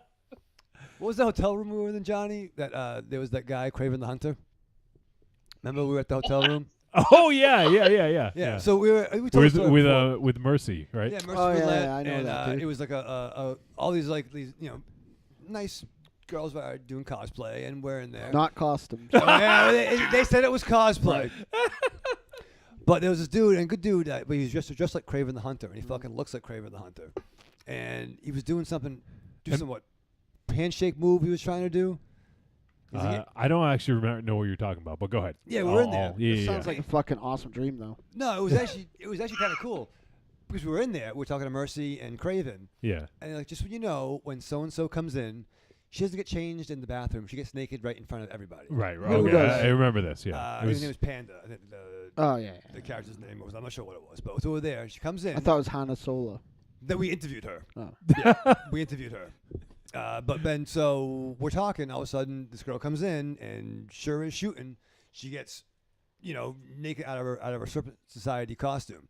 And Johnny and I, we look away, because we don't know this girl, and Yeah, we're gentlemen. yeah, we're gentlemen. Thank you. One of you is a gentleman. Well, I didn't know And I her. refuse to believe you looked away. I did because then Kraven the Hunter. Yeah, he looked into the mirror probably. My mirror shoes out. No, we looked away like gentlemen. Yep. And then Kraven yelled at us, calling us, wussies for doing that. But anyway, then Kraven wanted to show us some kind of move he learned, like some get out of a palm thing. Yeah. And he's like, all right, squeeze my hand. And I was like, no, squeeze it. Is Craven code for Giovanni Lombardo Redeemer? Yeah. And I'm like, I feel like I am squeezing your hand, Kraven the Hunter, but yeah. I'll be your person, my good old shadow. It's me. So you weren't quite squeezing his hand. Well, I was, but apparently it wasn't strong Were you enough. giving a working handshake? Do you know how that works? Like what? So Like a fucking... let him finish the story. I don't know. Meanwhile, I'm not very strong, okay? So sorry. That's it? Yeah. I thought there was more to this. Well, I forgot. You just weren't shaking his hand hard enough for him. Yeah. Oh. He's a big guy. While you were trying not to look at naked girls. We didn't look. We were gentlemen. Right. We were. And we didn't go to the after party either. Why? Which you probably would have seen more naked people, right? Yeah. Was it that there was? I found a note. I think we talked about it on the air here, but I could be wrong.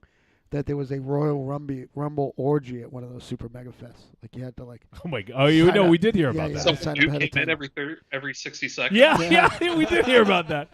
Was it Mercy that told us? I No, forget. it was that we found like an ad.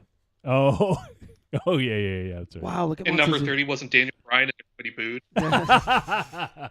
All right, Velvet Buzzsaw. What's fucking Joey Tribbiani doing down there? He's talking about his Talking purse. about his purse. That's a satchel.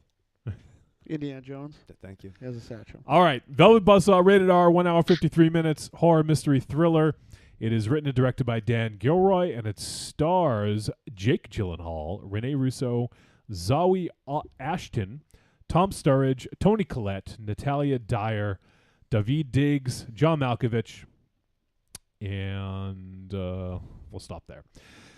And the synopsis: after a series of paintings by an unknown artist are discovered, a supernatural force enacts revenge on those who've allowed their greed to get in the way of art. So, Jakey, I had mentioned this one. You seem to be pretty hyped about this. What had you so hyped about this flick? It was mainly the pedigree. I had seen Nightcrawler, and that's who the director of this did, Dan Gilroy. He had written and directed that, and that had Jake Gyllenhaal in it. It was a great, really phenomenal movie. Basically just about sort of a tabloid journalist who just kind of stumbles into the world. It's kind of like a really weird inversion of some of the cooler stuff from American Psycho. Yeah. And, it was just an amazing performance, really well done. I hadn't seen his movie afterward, Roman J. Israel, so I didn't know much about that. But I saw this. The trailer was fun. It was funny. It started out, the trailer-wise, it started out as kind of like a satiric view of the art world, which I'm always going to be on board with, and then suddenly pivots into horror. I'm like, okay, this is really off-kilter and different, and that's kind of what, streaming platforms should be for. The stuff that's a little too, interesting and may not find a proper audience and, mainstream cinemas. Like, this is where it's at. I'm on board. Great cast, great director. He's working with the guy that he kind of broke out in a certain in a certain way, you know, Yep. I'm all about Yeah.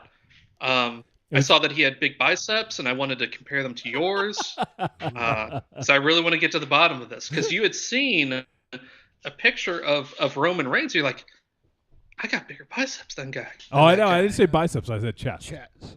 Oh, bigger chest. Total. Okay. He's got he's got nicer Total biceps. body Okay. shaming. All right. Well, we get an upper torso full view Oh yeah. of Jake Gyllenhaal in this. Yeah. Oh, and a, How and a do you- butt show off moment too. Yeah, I haven't seen you without your shirt on, Wolfie. Can you tell me how you compare? Yeah, Jake take it off. I'll show you in a week and a half. How about that? No, how about you show me right now, motherfucker? I don't know how I compare. I have to. You're on the camera. Put your nuts on the table. Take your shirt off. Do it, Wolfie. Show us what you got. Yeah. No.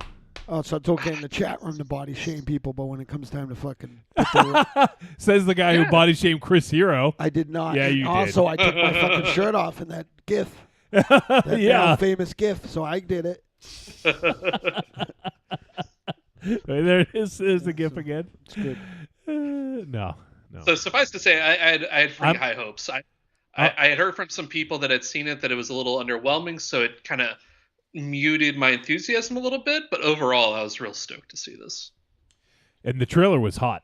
Like It was. Yeah, we saw it, and I was like, "Wow, this looks really fucking cool." So that's your excitement and the trailer made it exciting for us to put on the schedule. So now we're talking about Velvet Buzzsaw, and there's a lot of ways we can go with this. I think because I think there's a greater discussion that could come from the discussion about this movie.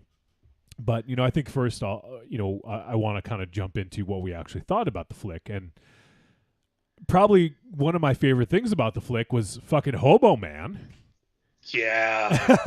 Oh man, was the bomb. Yeah. I think honestly, all the art installations that they did, whether it be the cool stuff from Dees, which I think were legitimately like really interesting, Yeah. versus the stuff that they were clearly trying to have a gag with, the weird stuff like the Sphere and Hobo Man, and even that kind of a home recreation. Yep. Was like really kind of cool and unnerving. I think they did a really good job of not half-assing that, because I think it's easy to just like really vamp that shit up and make it cartoonish, but I think they really towed the line between like normal like absurdity and just kind of like off the rails absurdity. Well, Like and it worked. They worked really well. And the movie also sort of hinges on that, because if the art like isn't interesting, or especially the D's pieces, if they're not like really compelling, a lot of the plot of this just doesn't work, right? Yeah, it's kind of like when you watch those heavy metal like horror flicks from the 80s. You're like, oh yeah, these guys got famous off this shit. That what you're trying to tell me? Yeah. Kind of shit. Like there is definitely a disconnect there, but you could totally buy into people like losing their shit over the D stuff in this. Yeah, for sure. And for those who have not yet seen it, D's was the name of an artist. We're not doing like a D's nuts joke or something. It's what was his name? The night is young. What was his? I forget his first name. It was Vetril or something like that. Vetril. That was it. Yeah, Vetril Virgil. D's. Yeah, Virgil. It was $1 Million Man. That's who died. sidekick. It was Virgil. Yeah. Meat sauce. It was Vetril D's, who was an artist. So we sort of start off, and the funny thing is this film is structured like a slasher. Yeah, absolutely. The first half is all like you get introduced to the characters, and you sort of like get a sense of everyone's role, and then as the movie goes on, like they start getting picked off. Yeah, it honestly reminded me of kind of a mid 2000s, early 2000s Japanese horror movie. It's sort of just the steady build. Like normally they're not as satirical as this is, and trying to lean on that. They're much more dry and melodramatic, but kind of building to that and having these kind of some theatrical, some less theatrical deaths. Like it has a little bit of influence of Japanese horror. I agree. I will say, though, that one thing that the better of those films do is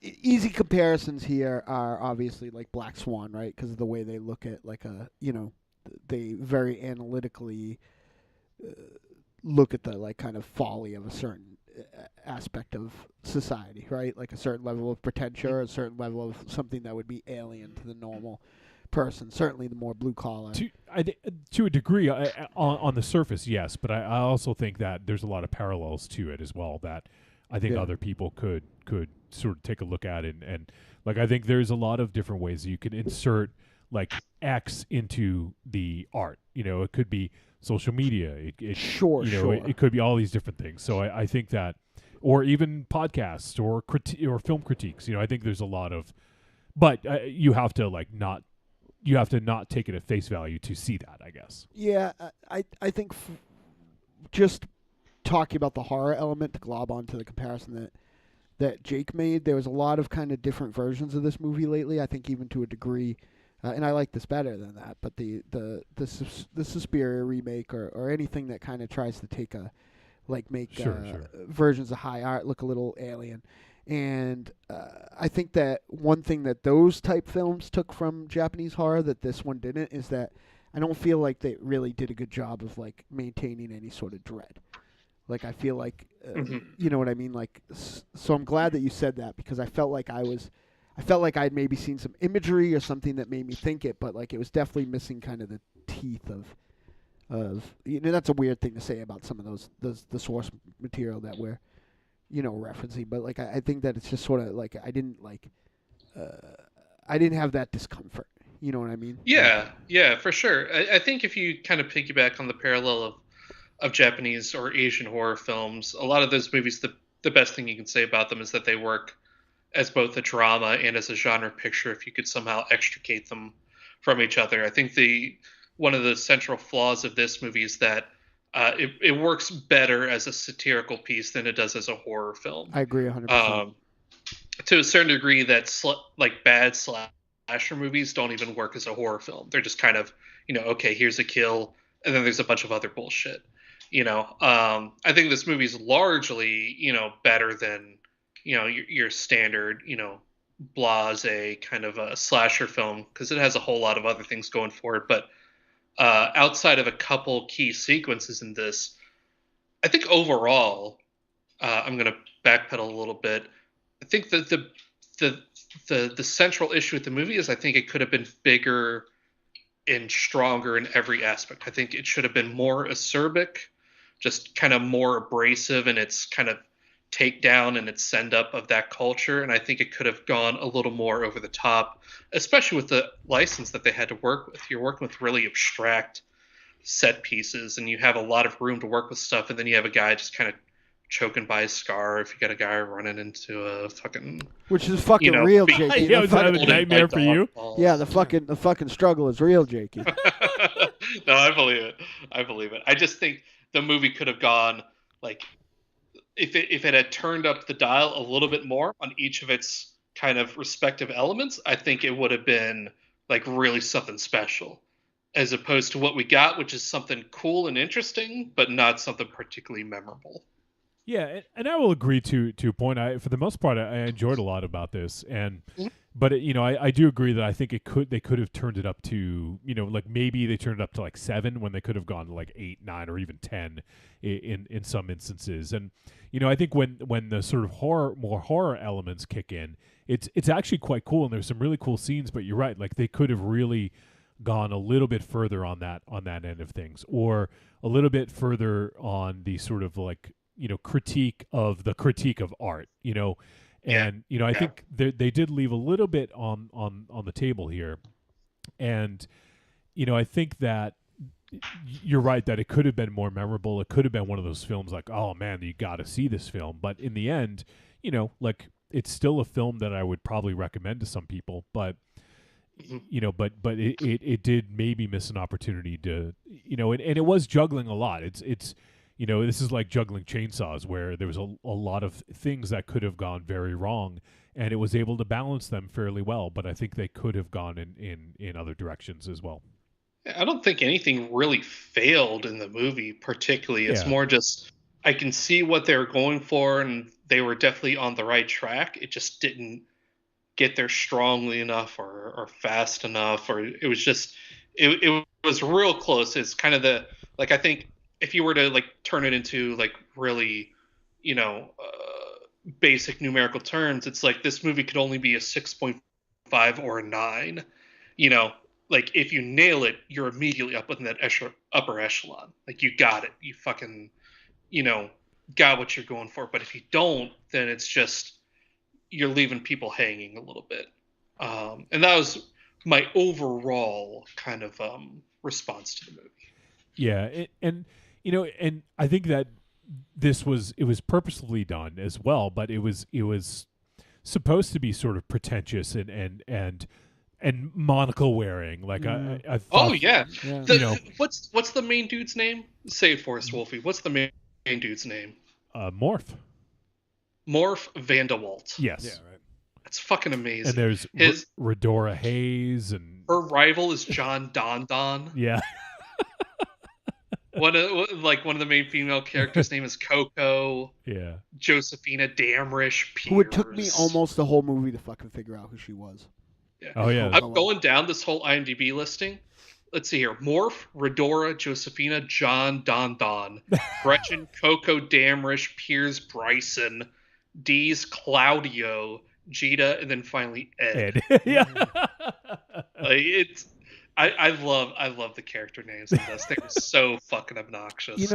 Wolfie said something about another art form that we all talk about a lot, pro wrestling, that sort of resonated with me about this film, and you guys might disagree, but to me, it felt like they were trying to do one of those movies that are really popular right now. Like it felt like very conscious to me that they were trying. Oh, like a social thriller? Well, I forgot the Elevated name. horror? Yeah, like almost like, I don't know, like.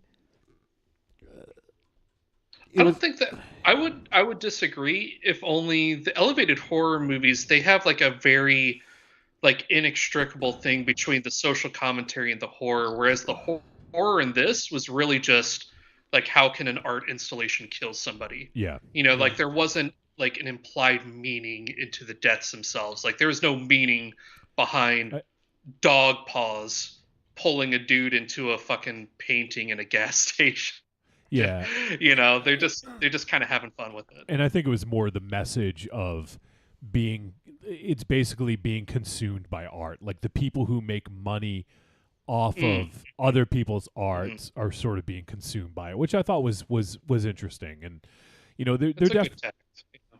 there's definitely like a lot of really cool things about this, and for the most part, like we do see some artists, like like John Malkovich plays an artist, Pierce, and then we also had the guy who made the Sphere, was it Damrish.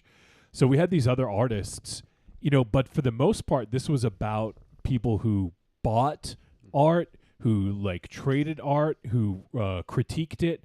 It was more about that than it was about the artist, which I thought was interesting. And if you recall, like nothing bad happened to the artists, right? Like I don't no except for Dees, who, I mean, in the synopsis it says that he dies, so and then his art gets out into the wild. So I just thought that was really interesting about nothing happened to any of the artists, but this was about the people who exploit the artists, I guess. Yeah, and I think that he's also a they don't say it, but I think that there's an implication that he's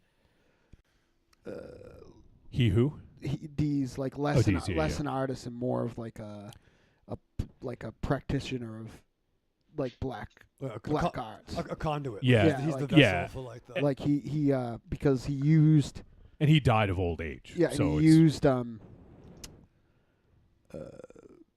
unorthodox materials to create his paintings that would imply that they were probably a ritualistic element to it. Yeah, yeah. Mm-hmm.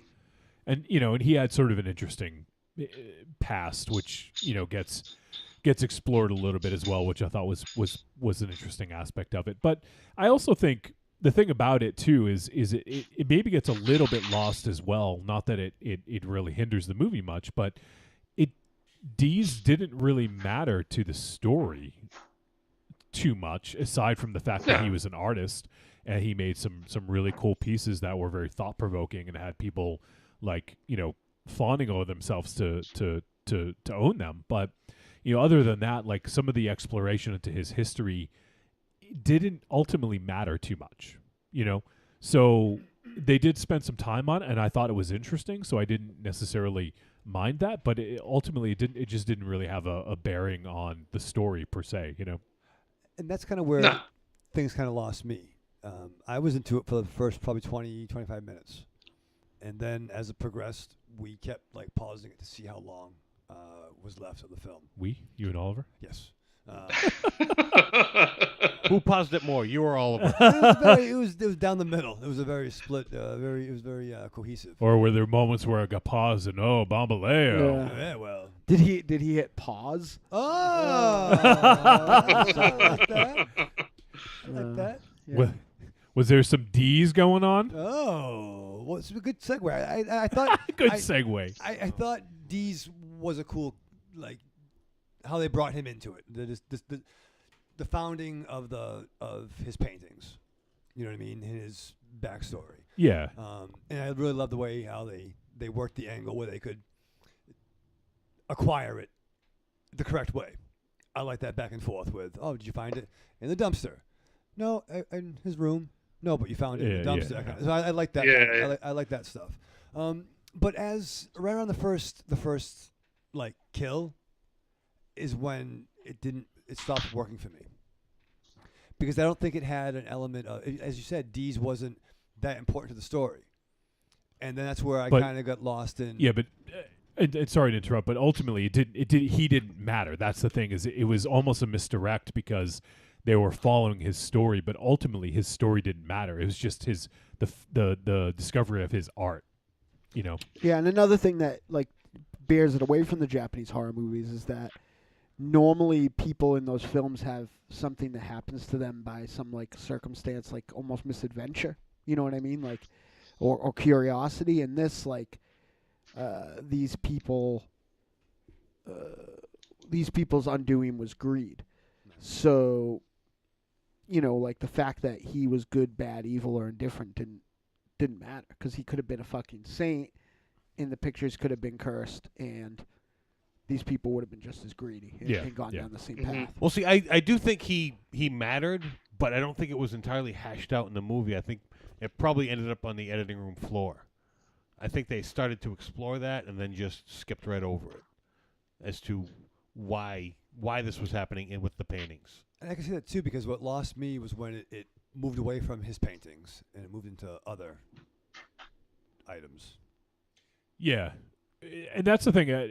Like, I liked that it was his stuff, and but I think when it was sort of starting to spread to other art was not necessarily confusing. Like, I get it, but it definitely at that point it was like, well, why does Dees even really matter at this point? So it's not a harsh critique. It just is they spent a lot of time, kind of like talking about the history of Dees when ultimately it wasn't a huge aspect of it. Like I can, okay, go Jakey. I was just going to say, it's kind of the inverse of, a common refrain when it comes to horror movies is that we don't want things explained too much. We want things to be a bit of a mystery, but that whole...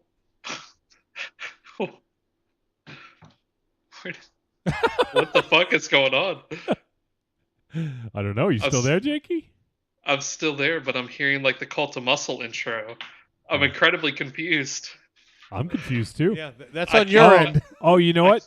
Oh, I'm sorry, Jakey. I actually I couldn't concentrate because Chris was talking in my ear and being really dramatic. It's funny. I just loaded up the promos and I didn't realize that it actually started playing. Okay. So sorry about that, Jakey. That's pretty funny. And you guys were confused.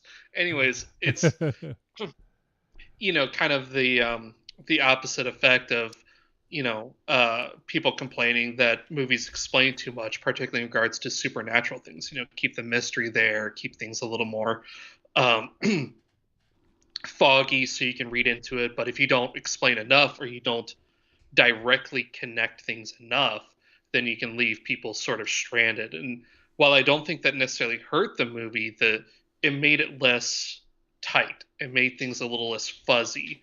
And so it didn't mean as much when people finally got their comeuppance, because you're not able to connect their, downfall to a particular vendetta, right, or behind thing, things, or almost whatever. a thing at all. Like this had the same buy-in. Can I use the word, without getting jumped on or like whatever, in lieu of not being able to call it something else?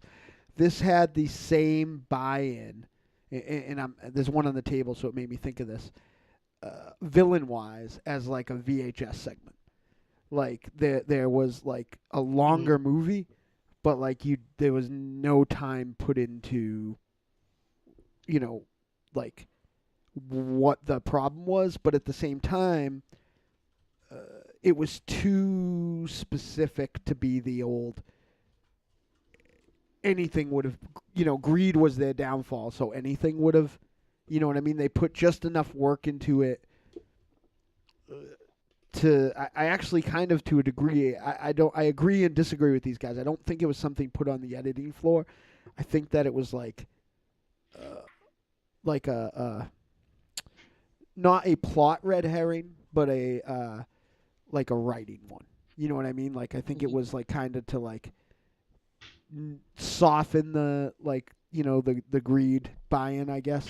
Yeah. As opposed to, but I think at the same time it was just enough to make you think that there should be more. Yeah. Well, because it wasn't just necessarily greed, because it was always directly related to his art.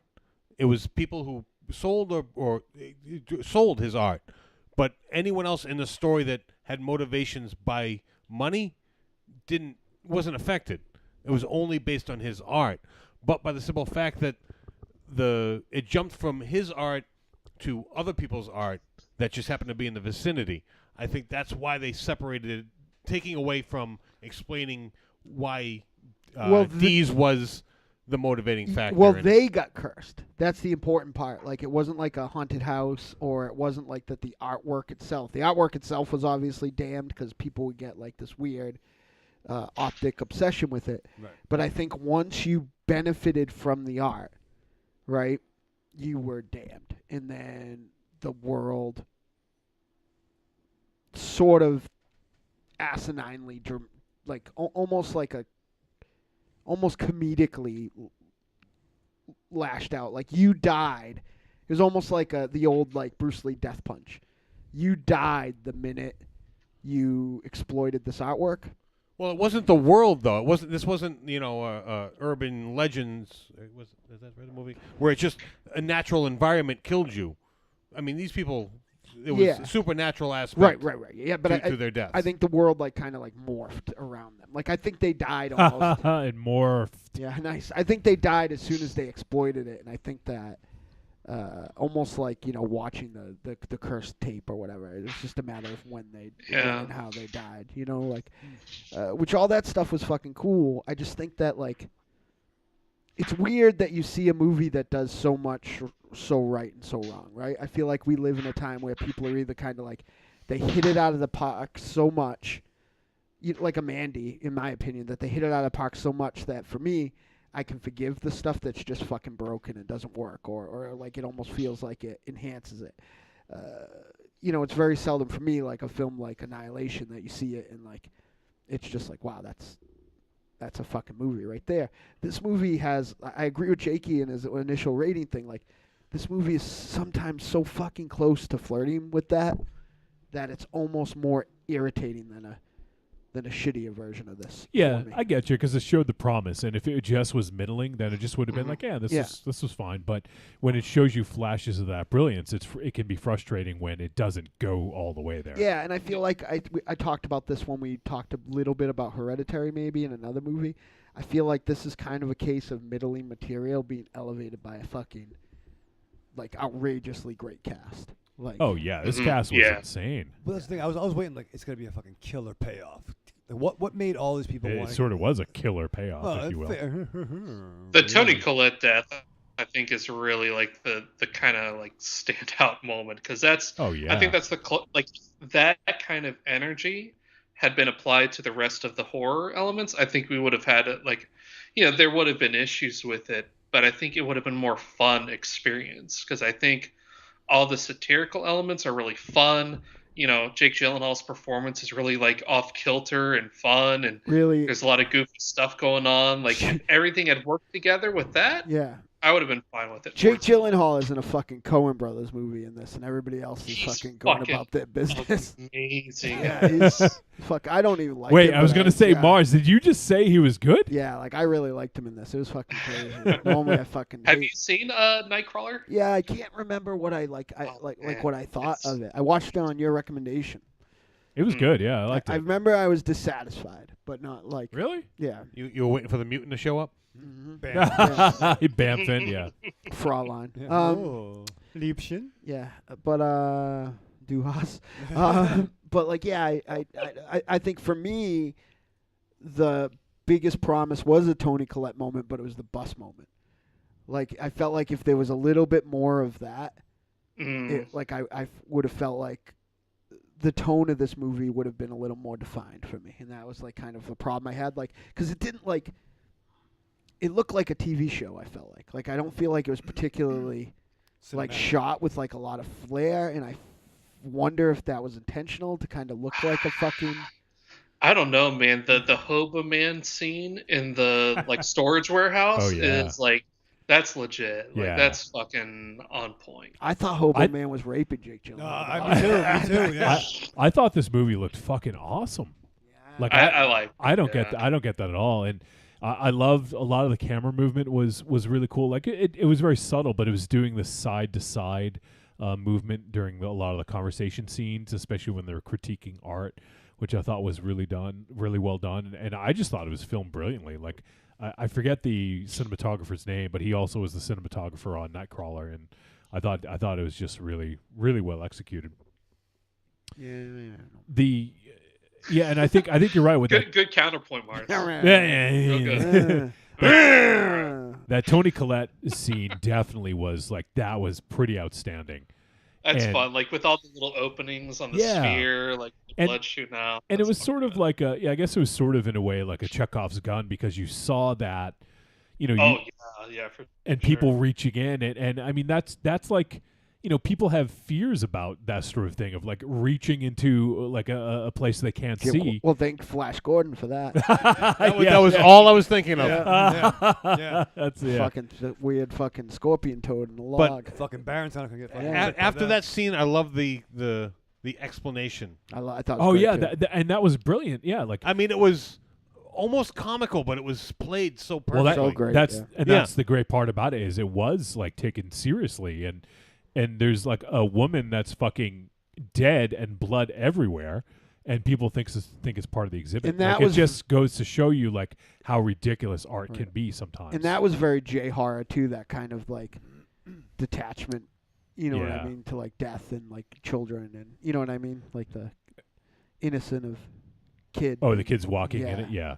Well, and one of the other things I sort of mentioned this earlier. Maybe I don't know if this will spurn a bigger conversation, but I got the impression here that the art could very easily be a metaphor for anything, and how self-important people appear and sort of feel like we see it all the time on like social media. Like someone is like an evangelist for something.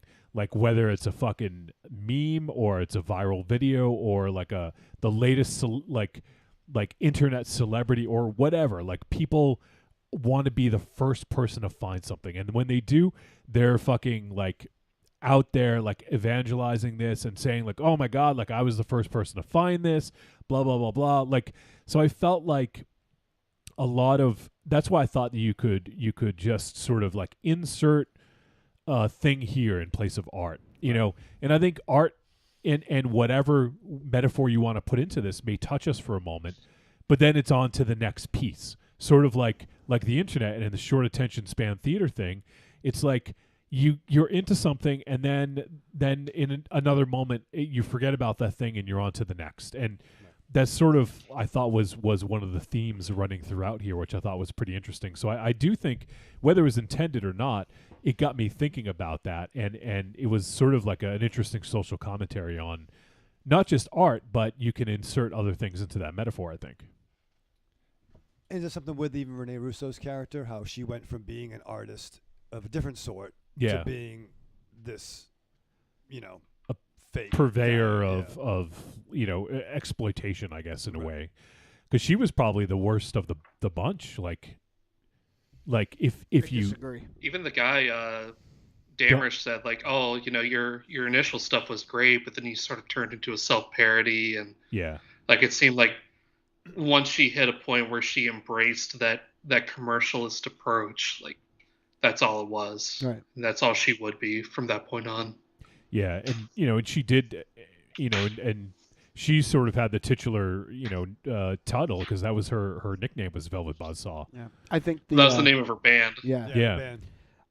And the dumbest gag in the movie, but I think that No, that's good. I like that. I like it it too. It's stupid. It's hokey. It's kind of like adult Goosebumps, but yeah. Totally. I like a lot of it. this I movie was adult Goosebumps, though. I think the British girl was the worst of the bunch, because I think Rene Russo was Rene Russo. But if you fucking get on your stomach and crawl, Josephina, her like sort of like her like second in command almost. Yeah, Rene Russo was a snake, but if you get on the fucking ground and crawl around with snakes, then. Well, and she was just trying to do whatever she could to get to that point, and I could see why you'd say that, and it was like Redora, Rene Russo's character had more of a code, if you will, like once she found out certain things, like she was like, we need to do like she sort of followed along with what Morph was thinking, Yeah, I mean she who pumped the brakes. Yeah. And also I think some of her villainous was bluster in like a fucking, like she was trying to be the biggest narcissist in a world of narcissists, but like when these people started to like, when things started to happen, I think she like, she was the one that pumped the brakes. What's her name? Yeah, never. Because Josephine got in line real quick with that way, and then she even manipulated. She also embraced manipulation of others, and control of others. I think the other thing too is I think that Redora, played by Rene Russo, she was a savvy veteran at this. Like she knew everything, so she didn't have to, like she could play the game and still do well.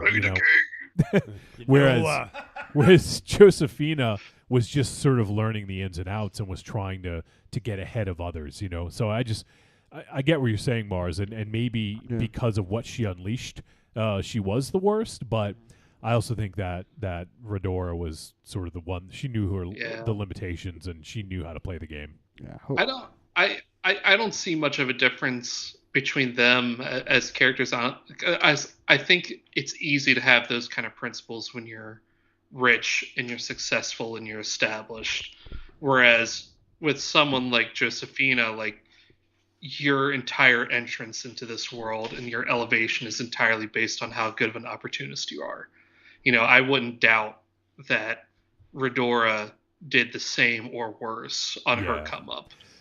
So I think it's just I think they're just at different levels. You know? Yeah, definitely. Like one is at the sort of the height of her game, and the other is on the way up. So yeah, it's the same impulse that's driving them to get there. I don't see any sort of like fundamental difference between them.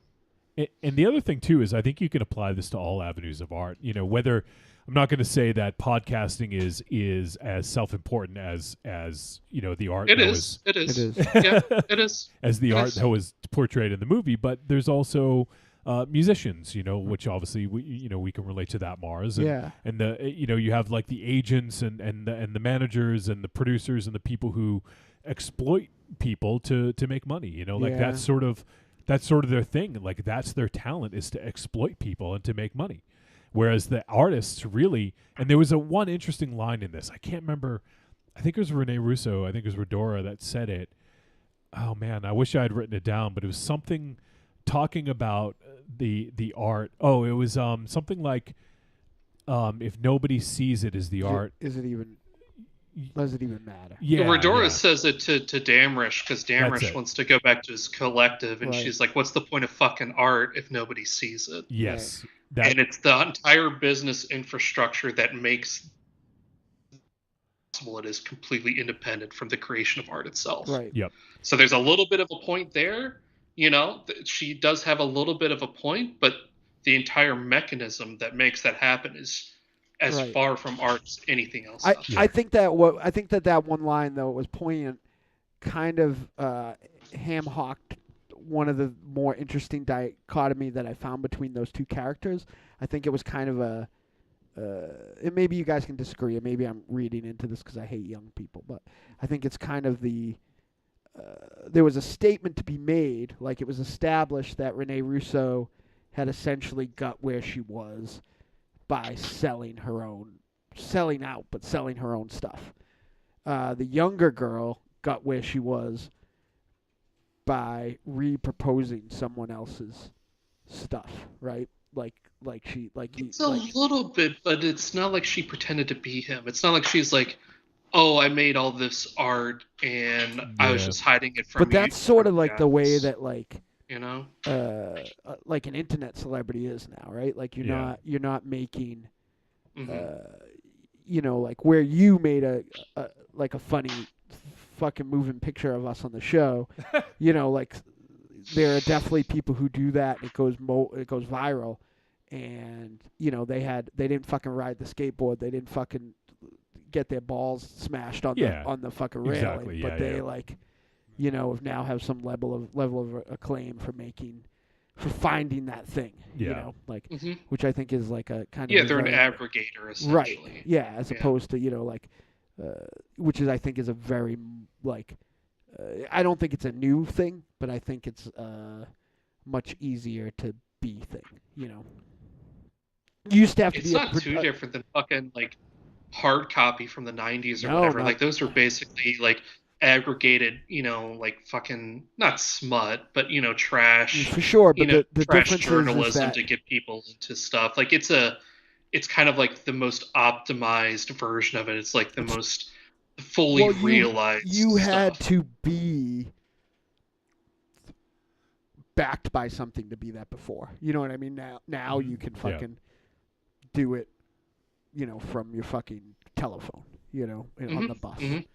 You know, so it's different. It's definitely it's all the bad stuff that pretentious 90s me would complain about, you know, 90s punk rock. Like, you know, I sometimes don't want everybody to be able to do it. So So you're saying Bill O'Reilly on hard copy was a little more reputable than your random YouTube guy?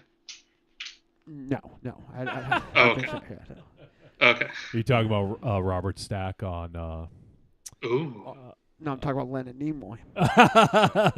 Lenny Nimoy. Unsolved mysteries. If I could just point out, you started out this whole little rant by saying you hate young people, and then went on to talk about Rene Russo. So she's younger than you? She looks it. Wow. First of all, she looks good. We established today She that does. everyone is younger than me. Oh, okay.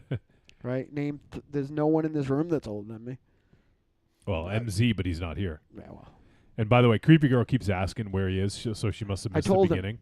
I told him. Oh, you said? Yeah, I took care of it. Don't worry. It's all set. In your dreams. Oh, okay. I missed that. Oh, that's you? Yeah. Maybe, I was wondering who that was. You know what? I should have known. The comment. Maybe she should know what happened to MZ. Maybe leave a little message for him. Huh? Oh. What? Leave a message for him? Maybe she could leave a message.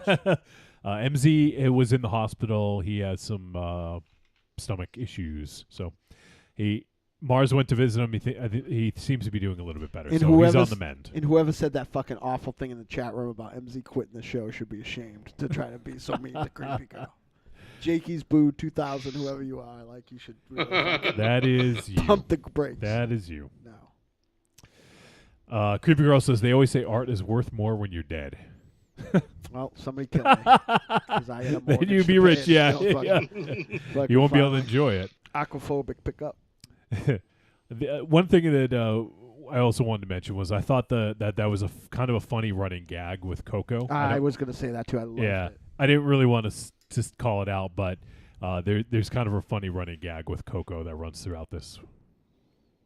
Which yeah, she's good. She's really fun in the movie. She's one of the recurring characters in Stranger Things, and it was cool to see her pop up in this because she's kind of the mouse.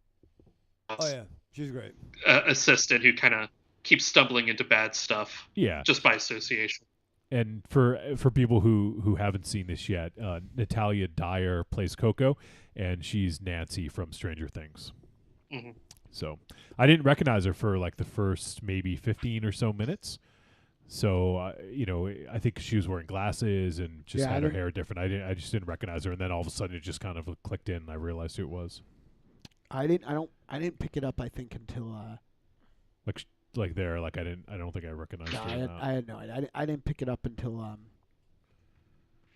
I don't remember that scene from this movie. Well, that's because it's not. That's Coco and Neil Young enjoying a nice day out here. I can't. It was it's one she found the scarf guy hung that I. Oh, you. Yeah, listen, Well, he's not that far off. He's trying to fix a light bulb by tapping on it. I'll have you know that I used to fix lots of light bulbs. My old life. Really? Yeah. Oh wow. Is that an euphemism? No, I fix light bulbs. I fix just a fucking whole bunch of skee ball triggers. That's what you do, and to see if they turn back on. Skee ball triggers I fixed. I was like a junior engineer in my old life. All right. Is there anything else you guys want to mention before we head to a verdict on this baby? I just want to say I thought the movie was largely very funny. That's really what endeared myself to the movie more than anything else, even in spite of its failings. Like little stuff like Josephina telling Jake Gyllenhaal that she wasn't particularly obsessed. yeah. And Damer's just like, oh damn. That was a great fucking line. Oh fuck, she went there. Yeah, that was pretty hilarious. That whole scene where he was just giving commentary while they were like arguing was hilarious. Yeah. That was awesome. Yeah, he's really funny, and just all of Jake Gyllenhaal's kind of weird mannerisms. He's really enjoyable, like him sort of like getting shitty with the people who are giving him grief because a guy like got into a car accident after he got a shitty review. Yeah. And his sort of like kind of irritated indifference toward the whole thing. Like overall, he's really the glue that held the movie together in terms of just what I enjoyed out of it. I think the cast really ultimately elevated the movie more than anything. I think it could have been a little more nasty. I think it could have been a little more fun. I think it just could have been more, and it would have been something really kind of memorable because the kind of wellspring of inspiration is on point. You know, lampooning the art world and bringing in, you know, a vengeance, seeking retribution off of these people's failings. I think that's on point. You can have fun with it. You can imagine it. You can do all sorts of things.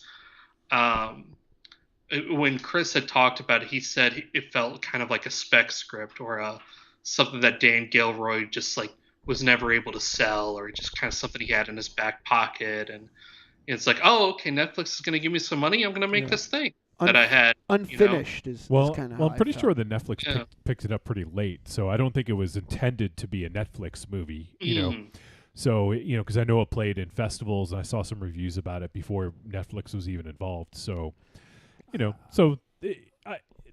is that, but Netflix does give another avenue for films that may not have gotten the kind of release that. I know everyone is going to find this shocking. Everybody's going to make fun of me for it, but I agree 100%. Jakey, I feel like I would have liked to have seen it go more of that, like almost like over the top kind of competitive, like sort of like Death Becomes Her-ish, or like War of the Roses, or something where these people were really vile. Like I felt like maybe if the art affected them in different ways, other than being consumed by it. And this is what they did, right? Like but like almost like the curse and the monster was like incidental to how fucking terrible these people were. But I feel like they were like, it was almost like it had. I felt like it was in the middle. Like I felt like they like too much stayed on the balance beam between some semblance of reality with these characters. I felt like John Malkovich was the only likable person like really in the whole movie, but I felt like his likableness was almost like didn't matter because like there was no really. I felt like everyone was undercooked and he was the only one that had a little more. And so I felt like I just felt like he was. He just also kind probably of had probably the least amount of screen time. Yeah, well, that's fucking what a John Malkovich can do for you. Yeah. So, Malkovich. Yeah, there's a little bit of a disconnect because typically when you have shitty characters like this, it's because their failings sort of push them to demise, or the demise seeks them out because of their failings. Whereas in this, like, the demise sort of seeks them out, but because there's no real kind of strong connection between like Deez as a spirit or something as a spirit seeking them out, because there's no glue there, the movie feels more flimsy than it should. Yeah. All right. Why don't we head to the verdict on this one?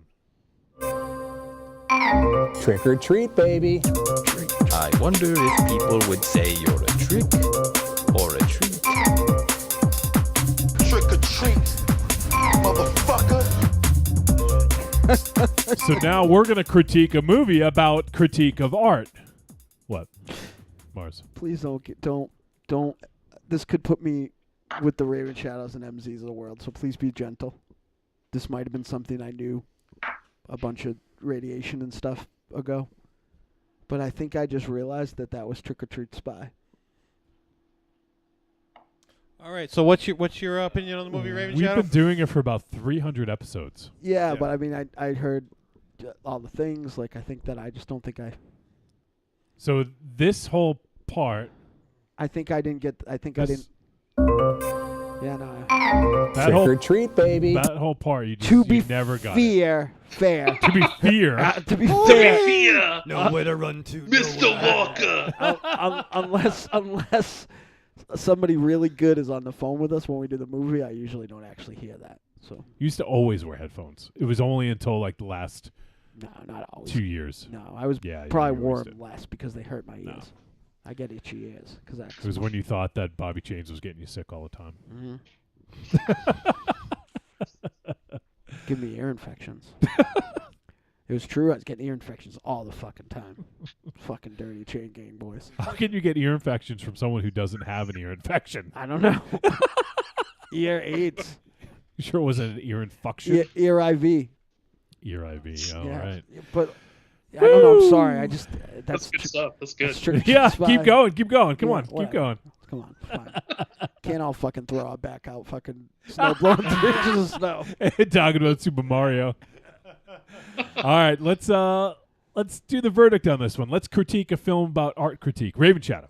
All right. No, I think you've already kind of critiqued it. I too would have wanted a little more sleaze. Like, I don't know. They're fucking. You always want more sleaze. Well, yeah, they're in the art world. They're all fucking judgment. They should be fucking doing coke and fucking drinking in the back. They should be fucking outrageous and doing stuff and being mean. But that's not the way things are. Yeah, but they're not artists. They're they critique and sell it. That's a scene though. You can't be critiquing shit without being fucking jacked up. You know, it's otherwise. You would know. Yeah. Is that how that works? Yeah.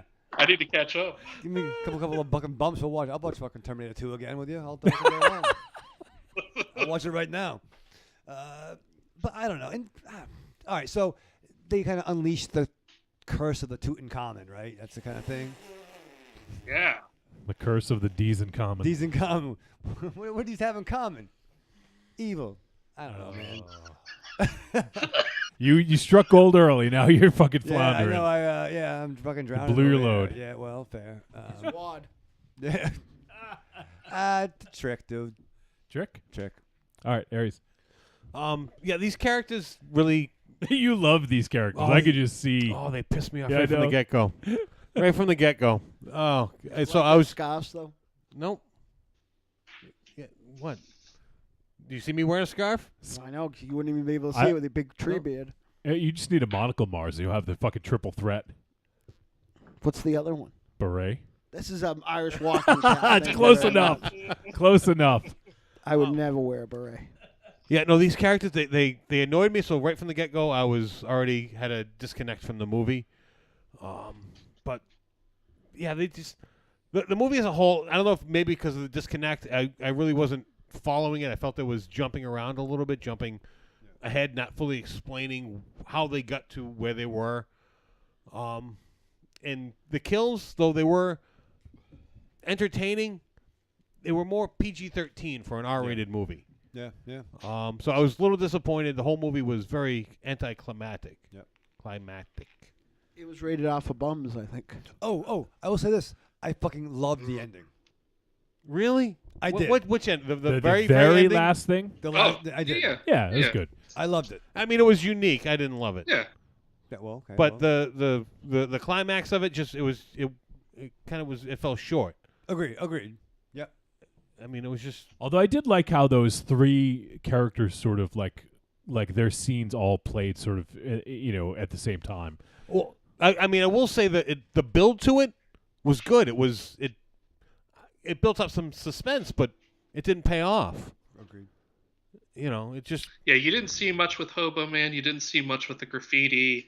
You sort of saw something with the Buzzsaw, but yeah, overall they kind of whether it be budget or whatever, they didn't really show. Yeah, they led you to much. believe something was going to happen, and it happened, but you just didn't see it. I mean, the best kill of all was the sphere. Mm-hmm. Yeah, that was mid movie. So, but Yeah. I mean the effects were good. What you did see, the paintings were very good, showing them come to life. I thought was done very well. So this is barely a treat. All right, Mars. I think Jake has a nice smile. His beard smells very good. Jake Gyllenhaal? I know from experience he is one hell of a cuddler. It's true. I once fell asleep with my head on his lap while he played video games. Ooh, those aren't pillows. It was very romantic. I can't wait to see him again in this movie as a tepid treat. All right, Jakey Poo. I would agree. Tepid treat, like kind of the tepidest of tepid treats. It's just on the side of being enjoyable. I wouldn't say this movie's bad. I still largely enjoyed it. There's still a lot of fun to be had. Just you can very clearly see its failings, and it was close. No cigar. And for me, I'm just gonna go straight up treat. I this wasn't a fucking like runaway train treat. Not a big ass spider. That's for sure. No. Runaway train never come back.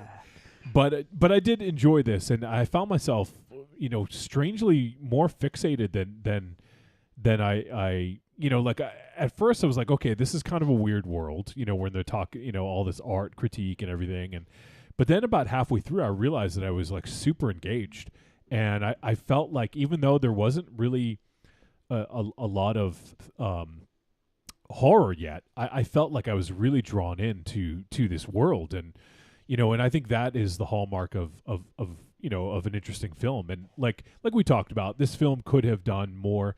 It could have gone a little bit, turned it up to, I was going to say turn up to 11, but even if they turned it up to 8 or 9, I think they would have had a more successful film.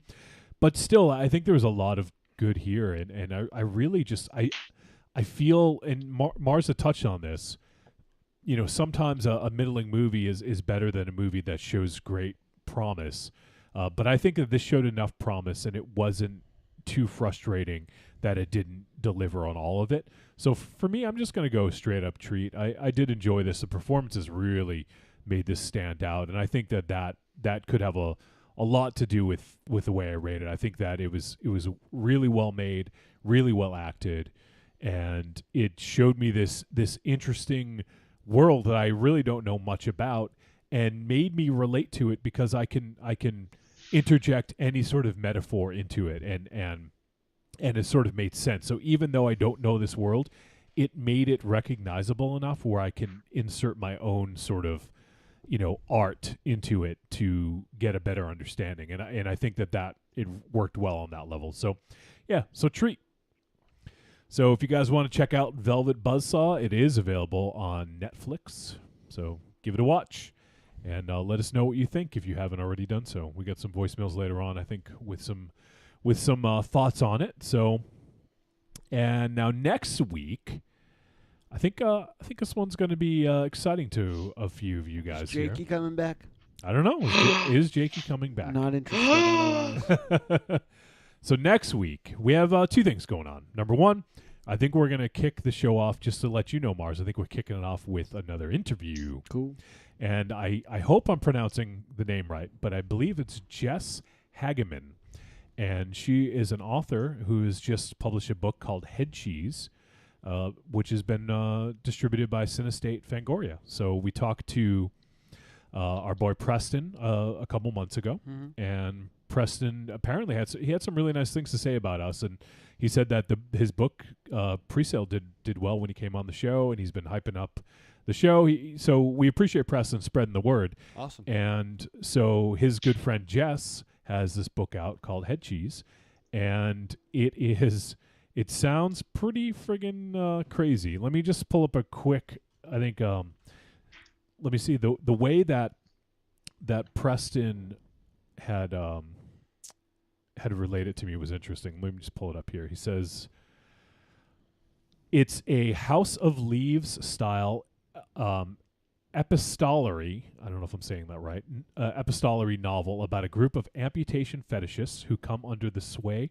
of a charismatic cult leader named Captain Hook, an Iraqi war veteran who's perfected a DIY amputation system. And so Jess is a first-time author, so this is sort of a new thing for her. So Dallas gives no fucks. I know, like 0% fucks. A House of Leaves style epistolary novel about a group Epistolary means relating to the writing of letters. Yeah. Yeah, so it's multiple entries, like interesting, from different characters, like the Great War, or probably World War Z is probably the most like pop culture. Yeah, that's probably the best way. Yeah.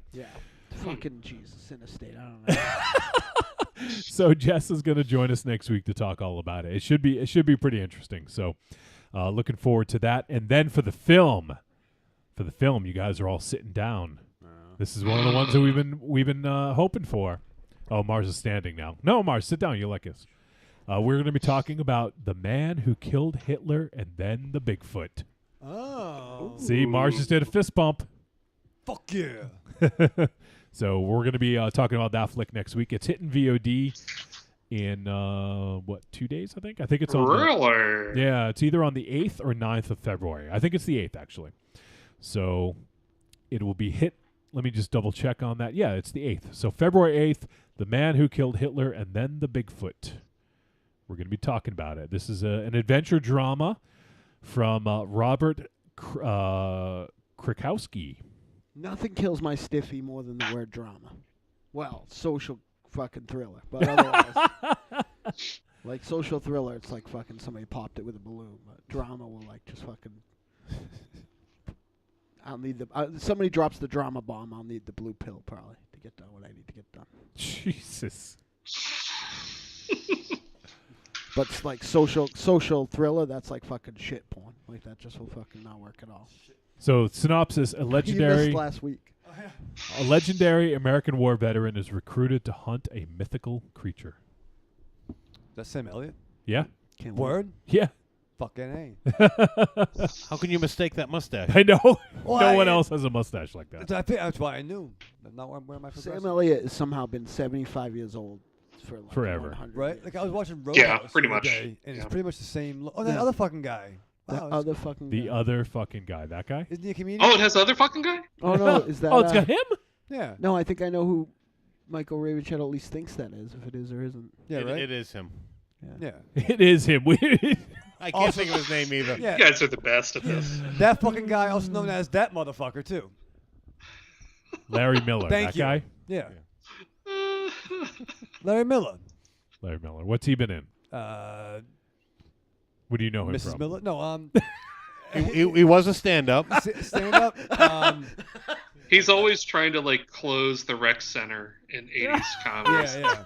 Yeah, exactly. Yeah, character actor. He's great. So we're going to check that out next week. You excited? Yes, very excited. Wow, I guess not. I'm very happy to be here. Look at these guys. What Yeah. time does Jakey get here?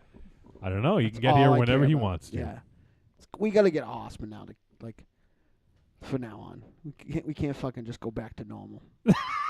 Well, we always have to have a hospital Yeah, on the show. this is too Aside fucking, from you and I. This is too elevated. It's too You elevated. invited Coop, but he turned you down. Oh, Hey, it's No, true, he did. didn't turn us down. He was busy. He was very, very busy. elevated pitch. Yeah. It's hockey and all sorts of other I think that's turning down. wrestling action figures. And yeah, Coop and I haven't been the same since since his indiscretion. Indiscretion. That strange woman he's been running around with. Larry Miller's in a TV movie called Frankenstein: The College Years. His strange woman, a.k.a. his girlfriend. That hasn't been confirmed. Yes, it has. By who? Wow. All right. Well, Jakey's got to go. Strange Don't enough. fucking keep Jakey longer than he needs I want to. to keep Jakey for a long, long time. Well, if you want, I'll leave you in AC and you can go home with Jakey. Well, fine.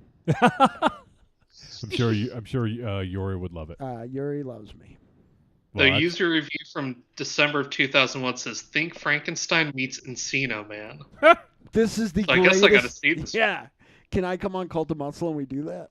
Oh, Yeah, I guarantee. What? Coop has Oh, a wait, Well, video. see you later. See you later, no, Jakey. no, wait, Have a good night. I love Before you we dearly. say goodbye to Jakey, I love you dearly, Jakey. Mars was a little upset last week, Jakey. I don't recall this at all. About Uh-oh. not being asked to be on the Cult of This is Muscle. not true. Oh, yeah. You know what? I don't blame him one bit. And it really just comes down to unadulterated laziness. Well, I'm telling you that it's not true, Jake. That's- I'm patient. No, you I am- definitely said, "What's the deal here?" You might as well be a doctor. You and CDI It's a- might as well be a doctor because I'm very patient. No, you're not. I don't know what he's talking about, Jakey. I've never said a bad thing about you unless. No, it's fair. Badgered you into to bringing me back on the show, and then I haven't even invited you onto ours in a long time. So I mean, Crows. One- Crows 2 isn't gonna fucking watch itself. it's true. You need some hot Scotty ads action. That's the problem. There's too fucking much. There's too much. Where do you pick? I gotta watch Accident Man still. It's been sitting on my fucking. I was like, couldn't wait for it, and I bought it, and it's been fucking sitting on my fucking watch pile since then. Well, Jakey, before we say goodbye, why don't you let folks know what are you doing on the Cult of Muscle coming up?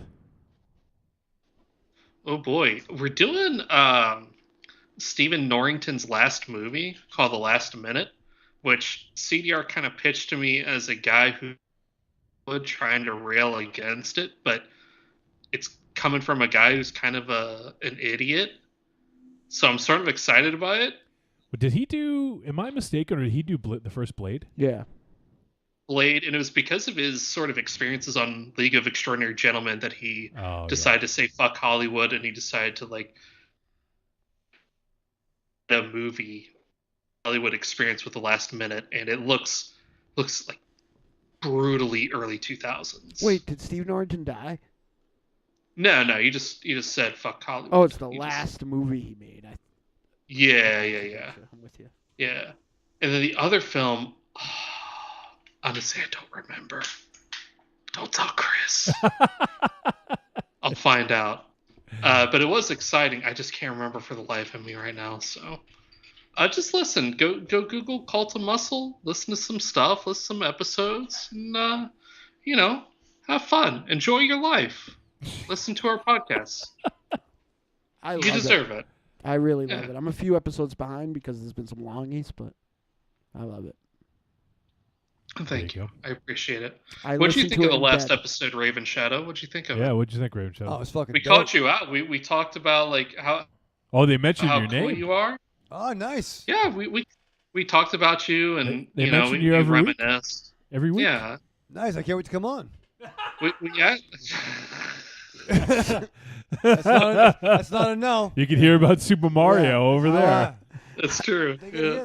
I've not heard it yet, but I hear it's very good. Do you've my never God. heard the Cult of Muscle? You've never listened? No, the one that he's talking about. Yeah, you I, have never listened to it. No, you haven't listened to an episode. No, it's good. What's their Got first? it. What's their first segment called? Because that's probably the only thing to listen to. Fucking cleaning and jerking. Does Hey, Chris, what have you been cleaning and jerking this week?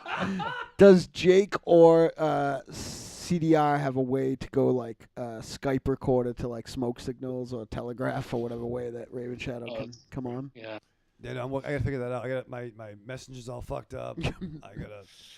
Oh, Jakey doesn't need to hear about this. Yeah, He's got more important stuff to do. Aries and I are gonna go see Jakey now. You and Aries? Yeah, he's gonna drive me. That's Or are you nice. gonna Thank leave for early? offering, Aries, huh? Thanks, Aries.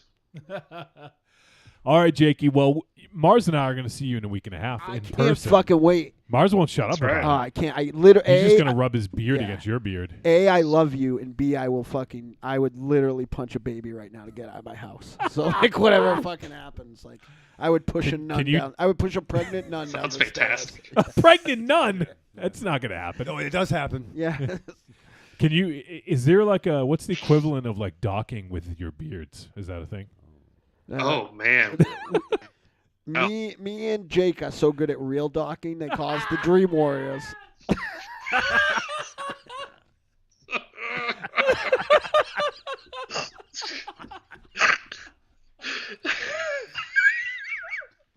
And on that note, I think we need to fucking end. Ain't gonna dream no more. Ain't gonna dock no more.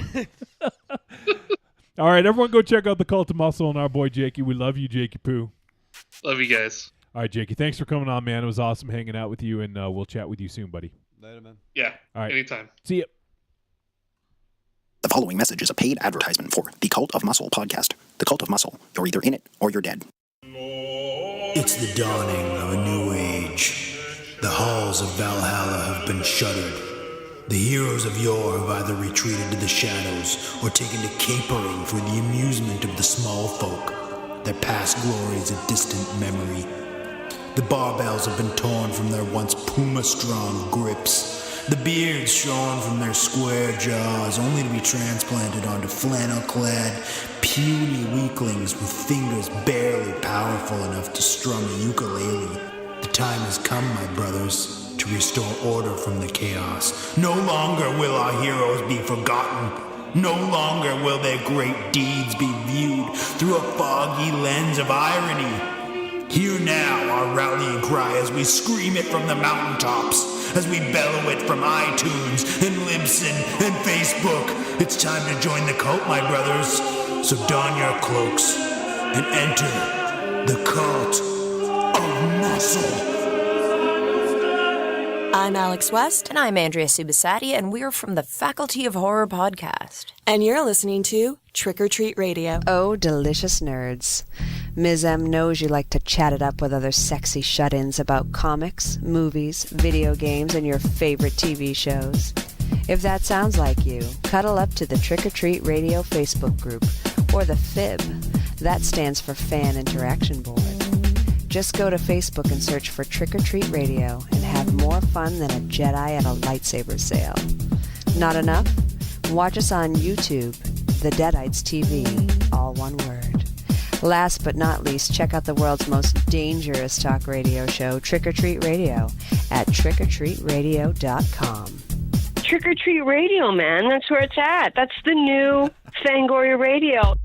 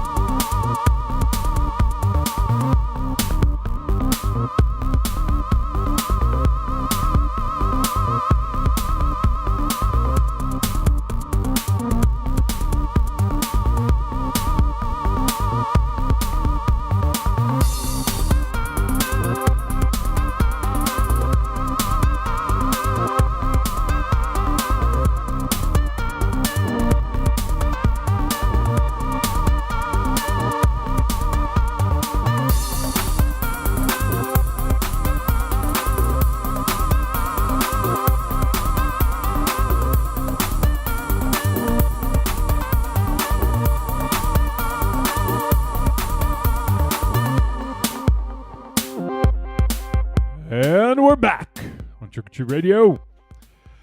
Whew. Me and Mars both ran to the bathroom. And Mars didn't want to go in the women's room. Because why, Mars? It looked like there was a small man standing in the door.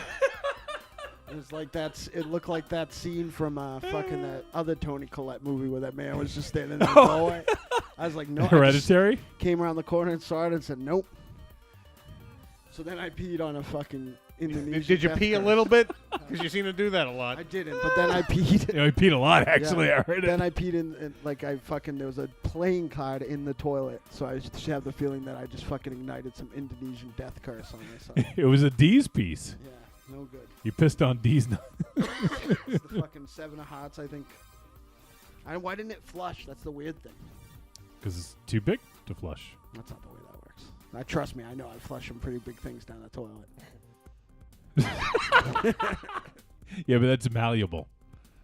Didn't feel it on the way out.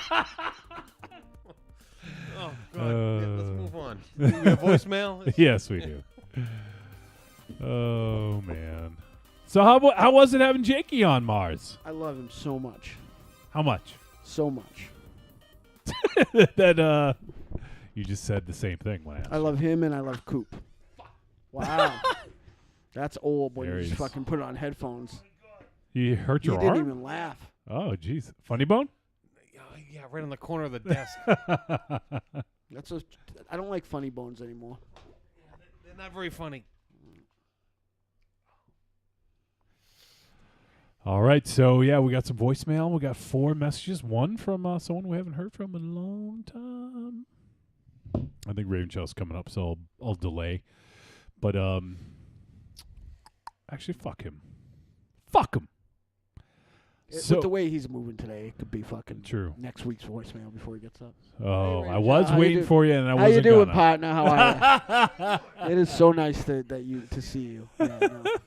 Did you see the small man in the? Did you put a 7 of hearts in the toilet?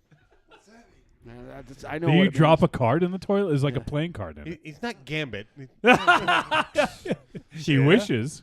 He needs more. If that's what it looks like, he needs more fiber, I think, or something. No, I don't do that. All right, so we got some voicemail.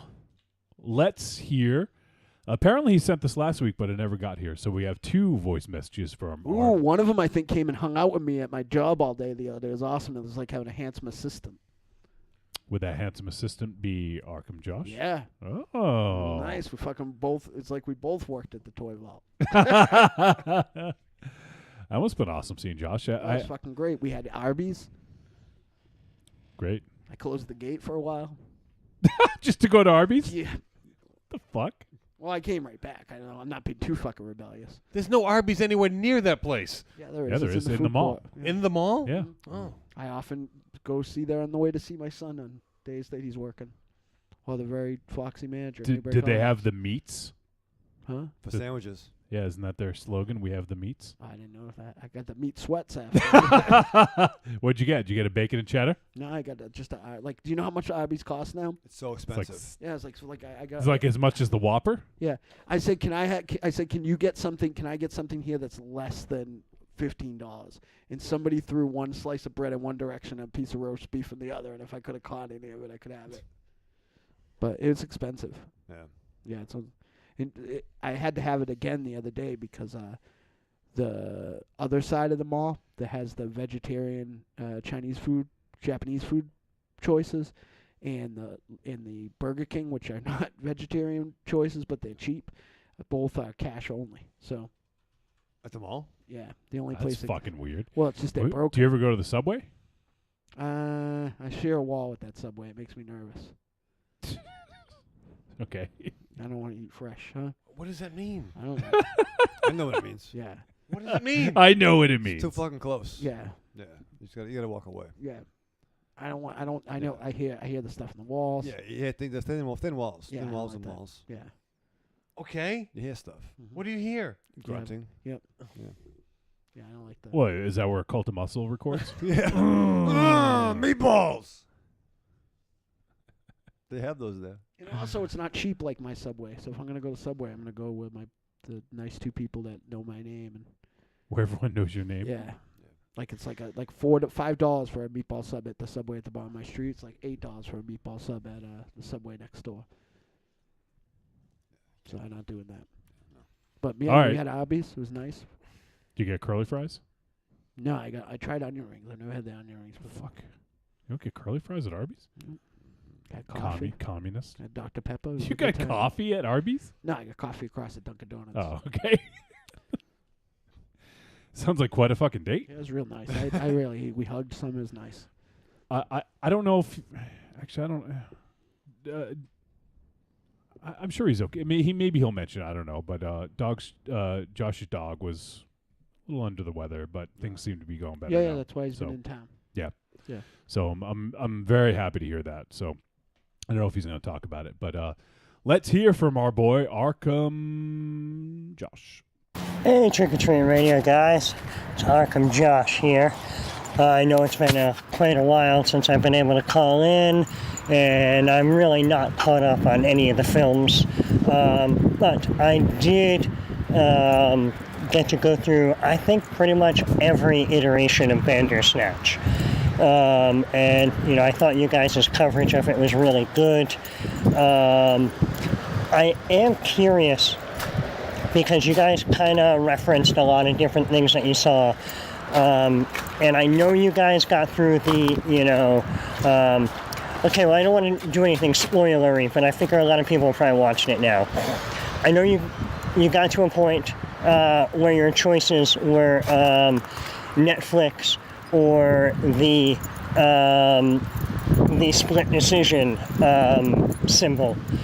But did any of you get to the point where your option was program and control? Because then it takes it into yet another whole different direction. I don't know, because that one wasn't referenced outside of Colin's discussion of what Pac-Man stood for. And I realized pretty early on when going through different things that, in a way, that scene in the apartment where he kind of goes on that long monologue, he, in a way, describes all the different possible endings, or kind of the route to all the different possible endings. And so, I don't know, I was just curious because that one hadn't really come up in your conversation. So just figured I'd let you guys know that there is possibly more that you haven't seen. So, I don't know, I'm really interested to hear what you guys think of Letting the Corpses Tan.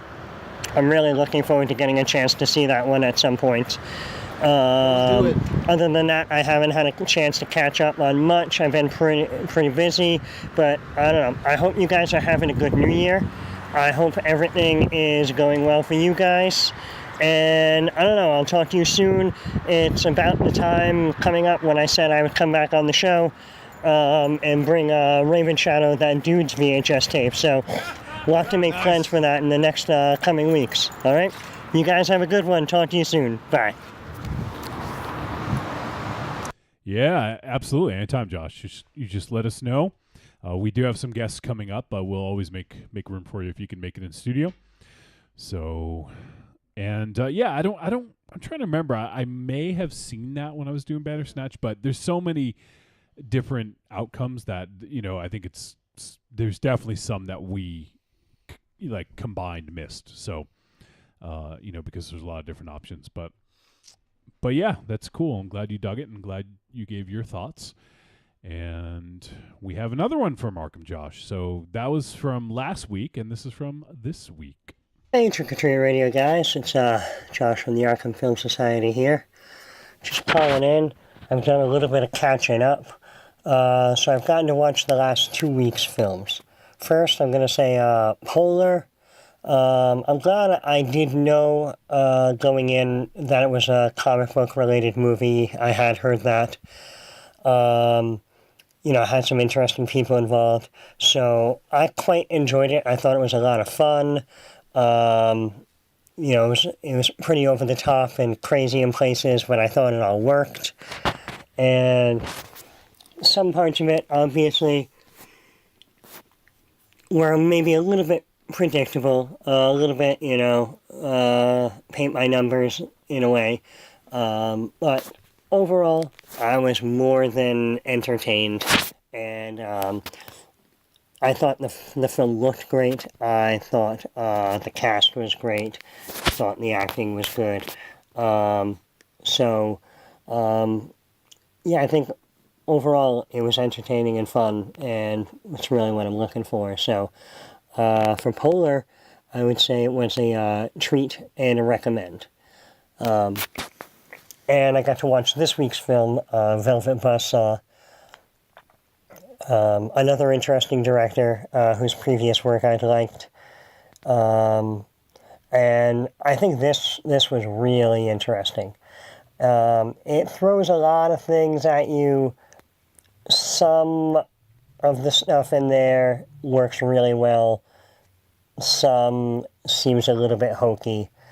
I'm pretty sure this must have been influenced by the story of, I think his name was Henry Darger, who was, he was a guy who I think died in the 70s, late 70s in Chicago, and he was like a janitor that people thought was borderline, developmentally disabled. And then when he passed away, his landlords found all this crazy art in his house, and something like a 15,000 word page manuscript for a fantasy novel that he had come up with, and that's what all his art had to do with.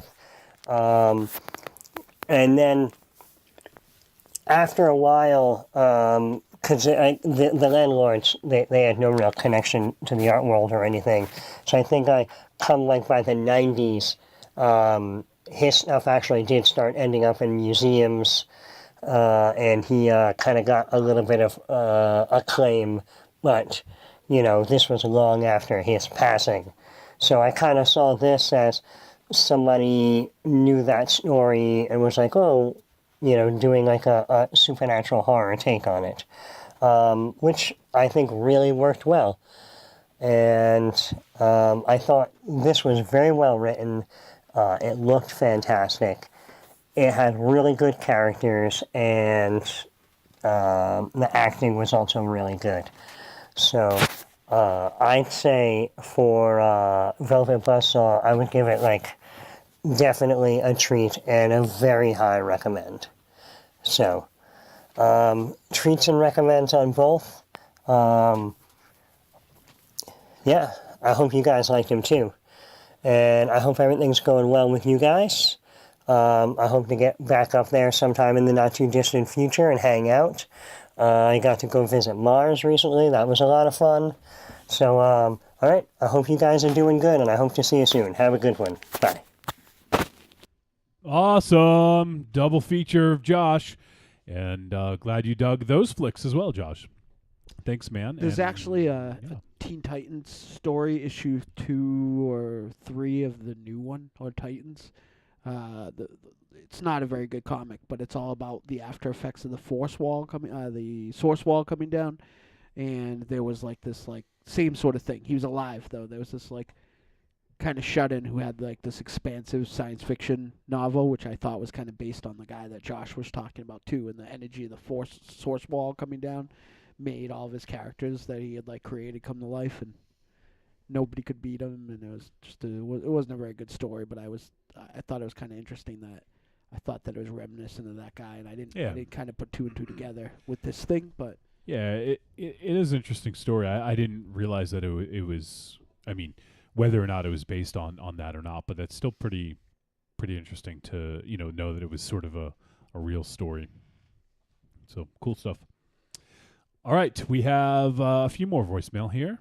This is from someone we haven't heard from in a while. That would be Jeremy McFarlane.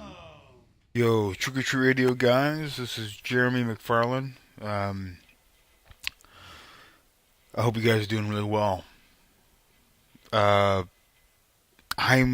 okay.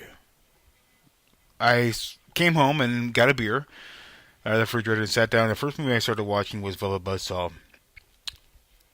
And I will say at this point, Velvet Buzzsaw is one of those movies that you watch, and after you finish watching, you have no feeling. There's no consciousness. There's nothing there. You say to yourself, I just watched the movie. And that was it.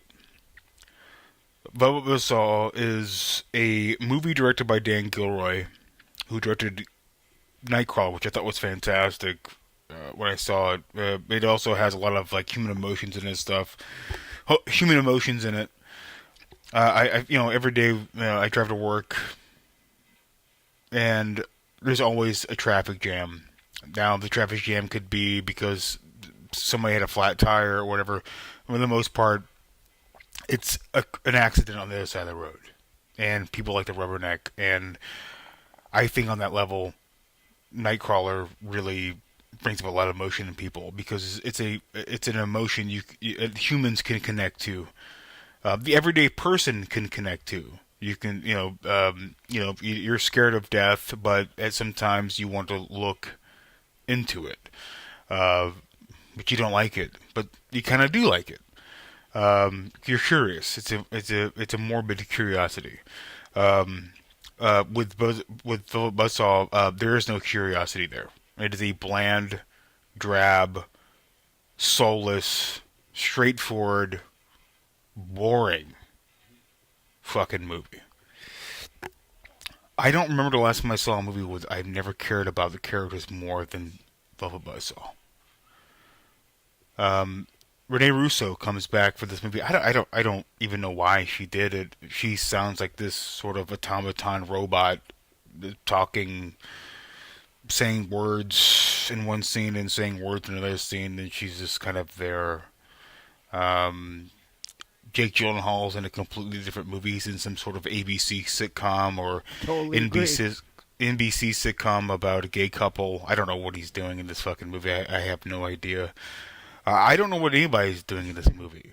And I will say, the only good thing about this movie is that it reminded me of a great episode of Tales from the Crypt called Ease Will Kill You with Tim Roth, where Tim Roth is a struggling artist, and he accidentally kills somebody in his apartment complex, and he takes the blood of that with the brush, and he makes paintings out of it.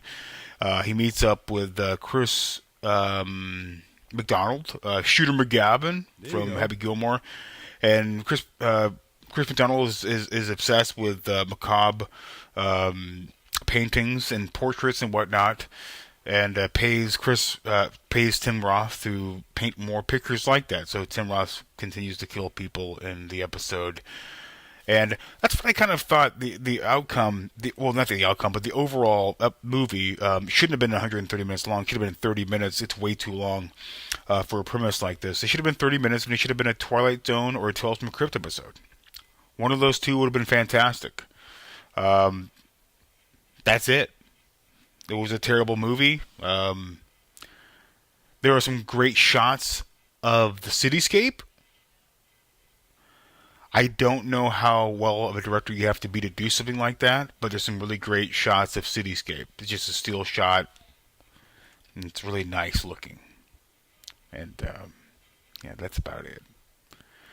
So, anyways, I hope you guys have a great night. Have a great episode. I'll talk to you guys soon. Take it easy. Love you fuckers, man. You guys are my favorites. And talk to you next time. Bye. All right, Jeremy. Thanks so for fucking great to hear from him. Yeah, it's awesome to hear from you. And obviously, we didn't all agree on the flick, but always love hearing your thoughts on film. I do agree in disagreeing with some of the stuff he said. He sort of touched on some of, said it a different way, but my thoughts on there wasn't a whole movie here in this whole movie at times. I agree. It was 45 minutes. Yeah, do that Tales from the Crypt episode. Definitely could have been shorter. Mr. Runtime over here. Yeah, well, he shit to do. All right, so we have two more. This is from, I don't know, Anonymous. They didn't leave a name, so let's check this out. Hey, Trick or Treat Radio. Sorry for the late reply, but I just wanted to call in and say, hey, happy Super Bowl. How about that game, right? Like, hello. I was like, is anybody awake? Is hello? NyQuil, anyone? Anyways, guys, I'm watching Starcade 85 and Buddy Landell, Nature Boy. Ric Flair, Nature Boy.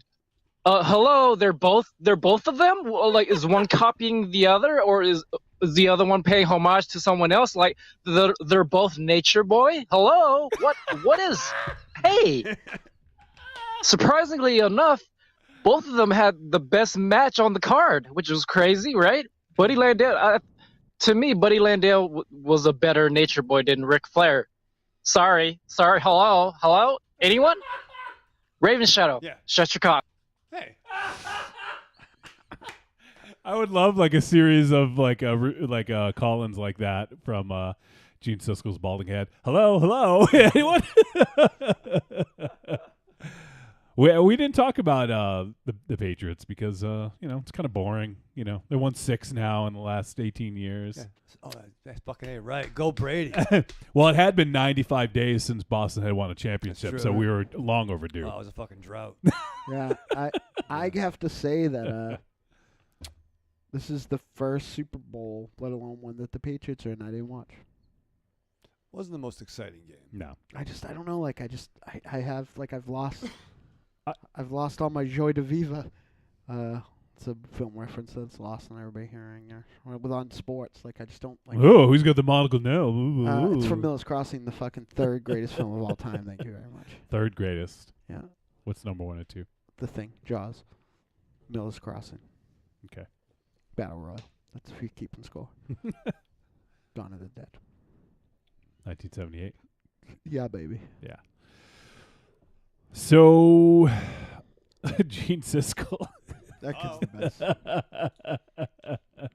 Hello. It was a pretty boring game, though. And I got to see it in good company. I went to Dr. Watt's house, and he had the food spread like he normally does. We got to get that guy out for the anniversary. Call him up, make sure he knows. He always tells me that I don't tell him in time about shows. So. All right. Did you have a shot, Johnny? No shots this time. No. I did have one last year. Well, actually, no, 2 years ago. I can't believe you're still thinking of. I know. What? I had a shot, so. No, I'm fascinated by it. I'm fascinated what you got at Taco Bell, too. What did you get over there? Johnny has got me vegan Taco Bell many times. Yeah. They have vegan Taco Bell? Yeah, I eat it all the time. It's super easy because you can use the app and you take out whatever ingredients you don't want.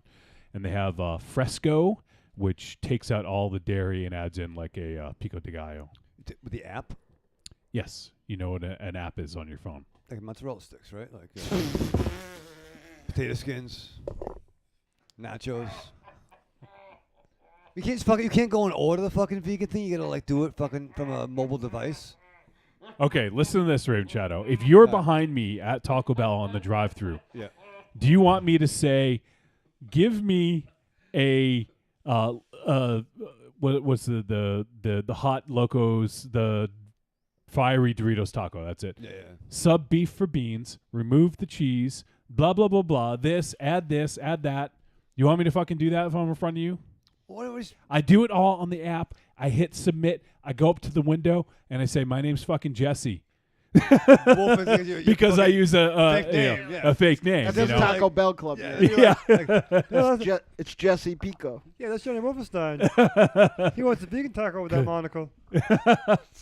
And then I fucking pay on the app, and then I drive up, and my food is ready. Well, except for today, it took 20 fucking minutes. But my food's ready. I drive away, and I have a burrito that is vegan.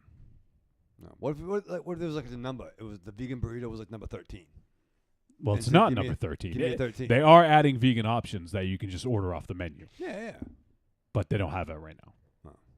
I could get I got a 7-layer burrito, but you get rid of the cheese and the sour cream. So then that's 5 layers. Yeah. Well, they add two more layers of stuff. Okay. Yeah. And I'll tell you this, though I do miss the sour cream, I like it more. Like I like the one that I ate your meat Taco Bell last week, And it didn't make me feel good, but I never feel bad after I have a 5 horseman emergency. Johnny Wolfenstein. So you should try it out. Yeah, it doesn't treat you, even though it's vegan, it still doesn't treat you well coming out. So yeah, I suspect I'm going. I to also be, get jalapenos on everything. So I suspect I'm going to be vegan next weekend. Like, no, you and Jakey. Jakey eats.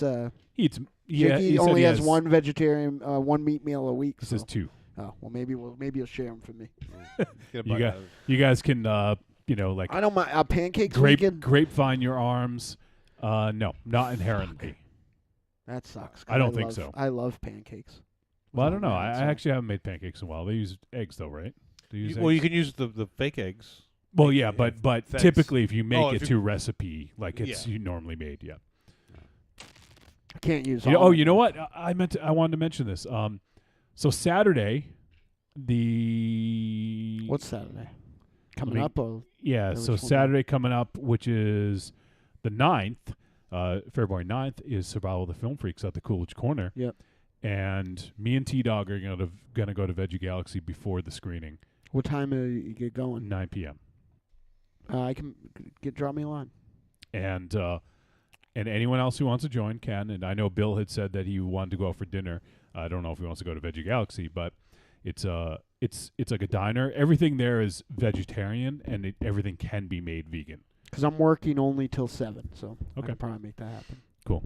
So maybe we'll figure that out. That goes for you guys if you guys want to go to see Survival of the Film Freaks in the theater. What time is it?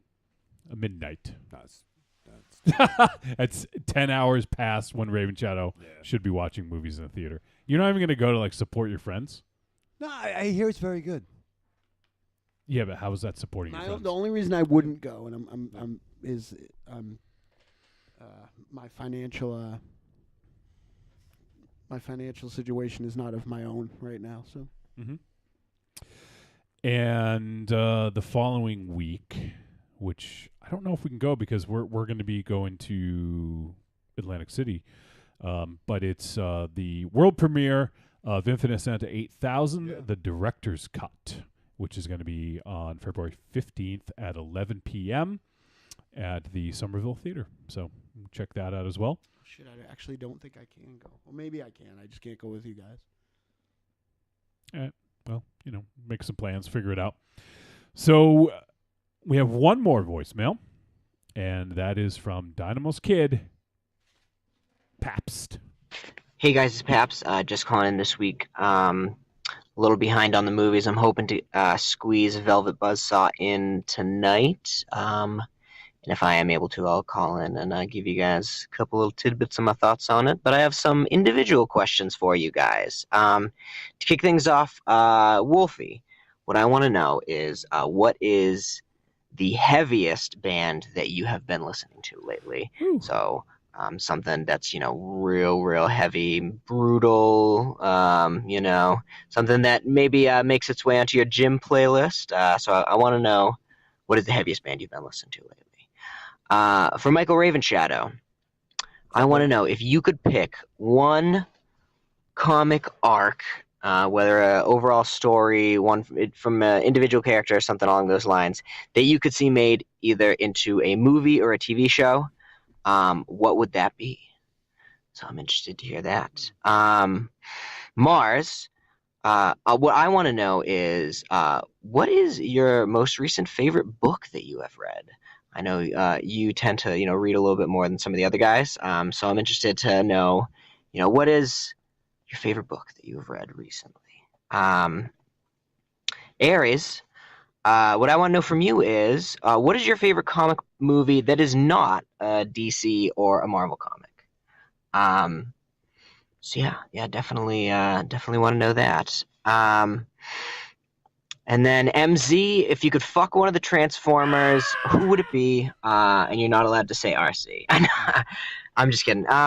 No, what I want to know from MZ is what is the horror or exploitation movie that really, really got you into the genre as a whole?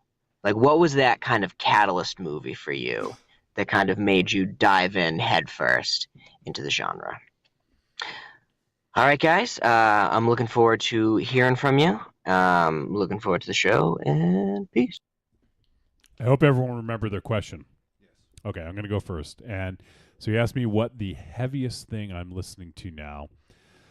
Let's see. So most of the time, most of my music listening is done at the gym, as Paps had said. Now I mostly listen to podcasts while I'm driving, and then when I'm working out, listen to music. But I do probably work out about 6 to 8 hours a week, so I am listening to a lot of music. It's between two bands, but I've been listening to one album over the other, so I'll probably go with that one. Actually, I was going to queue it up, but I don't have it on my server. It's on I use Apple Music, so I'll pull something up real quick. So this is the band probably is Rivers of Nile is the one I've been listening to a lot. I wouldn't say it's the heaviest thing that I'm listening to, but it's the heaviest thing that I'm listening to the most often. And I'll play a bit of a track here. This is Where Owls Know My Name, which is the name of the album as well. And there's some pretty sweet sax solos on this, which you wouldn't expect from this kind of band. And this song isn't very heavy either, but let me go forward a little bit.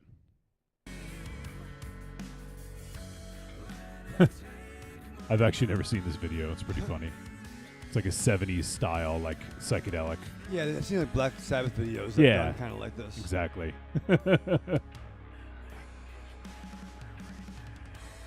And there was actually one other band that I just recently started listening to, but it's the other band is progressive death metal. It's a little fractured, and it's not great gym music, but the name of the band is Desecravity. It's a Japanese technical death metal band. So that's pretty brutal. But this is the one I've been listening to the most. Rivers of Nile. So the album's called Where Owls Know My Name. I dig it. So I don't know if you've checked it out at all, Pabst, but probably be right down your alley. That song is actually probably not a good indication of the album because it's a pretty mellow song considering. All right, Raven Shadow. So the question was, what comic story arc would I want to be made into a TV show or movie? I think so, yeah. And you've actually sort of been asked that question. Yeah. Well, I've been thinking about some different answers, as opposed to like Starman, Sins of the Father would be great. But what came to mind was the first Titans hunt. Comics lately in movies have been liking to take titles of previous stories and just doing them again. But the very first Titans hunt was done by Marv Wolfman and amazing art by Tom Grummett, probably from the late 90s, maybe earlier than that, because Nightwing was still having his high collar costume. So probably like 91, 92. And basically the first issue is the Titans gathering for an anniversary dinner. Nightwing is kind of a day in the life of Nightwing where he's doing Nightwing stuff, he's doing Grayson stuff. But all while this is happening, various members of the team are getting assaulted. And it's revealed that it's a clan of a villain called the Wildebeest, but turns out they're part of a larger society. It's time for Wildebeest! It was time for Wildebeest. Over the course of the storyline, Aqualad and a mid-card Titans character, Golden Eagle, decimated by Deathstroke. The team is forever changed.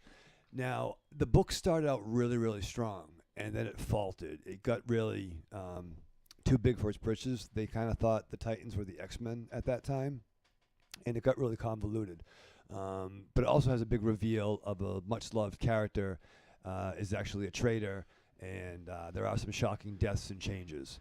So I think in terms of if it was a TV show, maybe down the line with this DC Titans one, yep. I think they might have a chance to improve upon the ending, because the ending was kind of lame.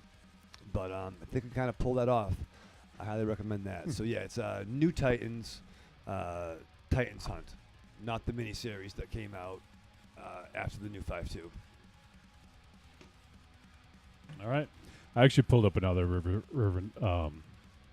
of Nile song that was a little bit heavier, so could play it here. This is called A Home, is the name of the song.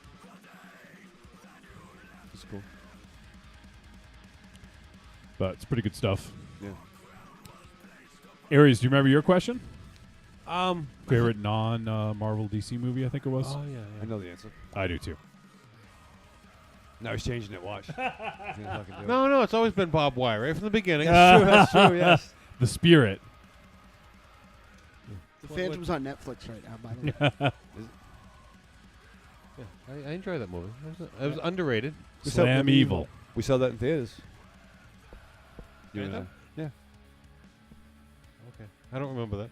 I remember going to see Bob Wire with you. We saw that, yeah. We're the only ones in the theater. Yeah, we had to stay. Yeah. You remember that? You can go in for free. But you got to stay to the end. Of course we're going to stay to the end. 15 minutes. It's Pam Anderson. Yeah, I'm like, Aries, I want to go. I want to go. Let's go to Denny's. Well, that was because it was no movies, like no comic book movies at that point. No. Yeah. You took what you could get. Oh yeah, that was the thing. It was Bob Wire. We got to go see it. It's a comic book movie. Right. I never read the book in my life. Yeah, no. And I could care less that Pam Anderson was in it, but comic book movie. We got to see it. It's gonna be great. Yeah, no, they fucking lied to us. That was awful. It was a frustrating hour and a half. But anyone who knows me, it's a no-brainer. Sin City. Yep. One of my favorite books. So even comic book, non-comic book, one of my favorite movies all time. What about Sin City 2? Did you enjoy that? It's not as good. I liked part of it. Yeah, I mean, there were. It tried. It tried real hard. Good. Yeah, it lacked. But it shouldn't have. It sucks. Like it should have came out way earlier. It should have came out when The Spirit came out instead. I like The Spirit though. I like crazy Nazi Sam Jackson. Was kind of funny. But no, and that Sin City 2 had my favorite Sin City storyline was A Dame to Kill For. Yep. And I think they just missed its mark. Maybe because 3 out of the original actors had died, or 2 had died and 1 was having a child. They had a new Miho. Oh yeah. Brittany Murphy had passed. And Michael Clark Duncan had passed. Yeah. So that kind of cast a weird, dour mood on it. And they kind of missed the ball with having, what's his face, Thanos. I love him. Josh Brolin. Josh Brolin as Dwight in the first part of the storyline. Yeah. But they should have got Clive Owen to be Dwight at the end. Right. You know what I mean? There's missed opportunity there.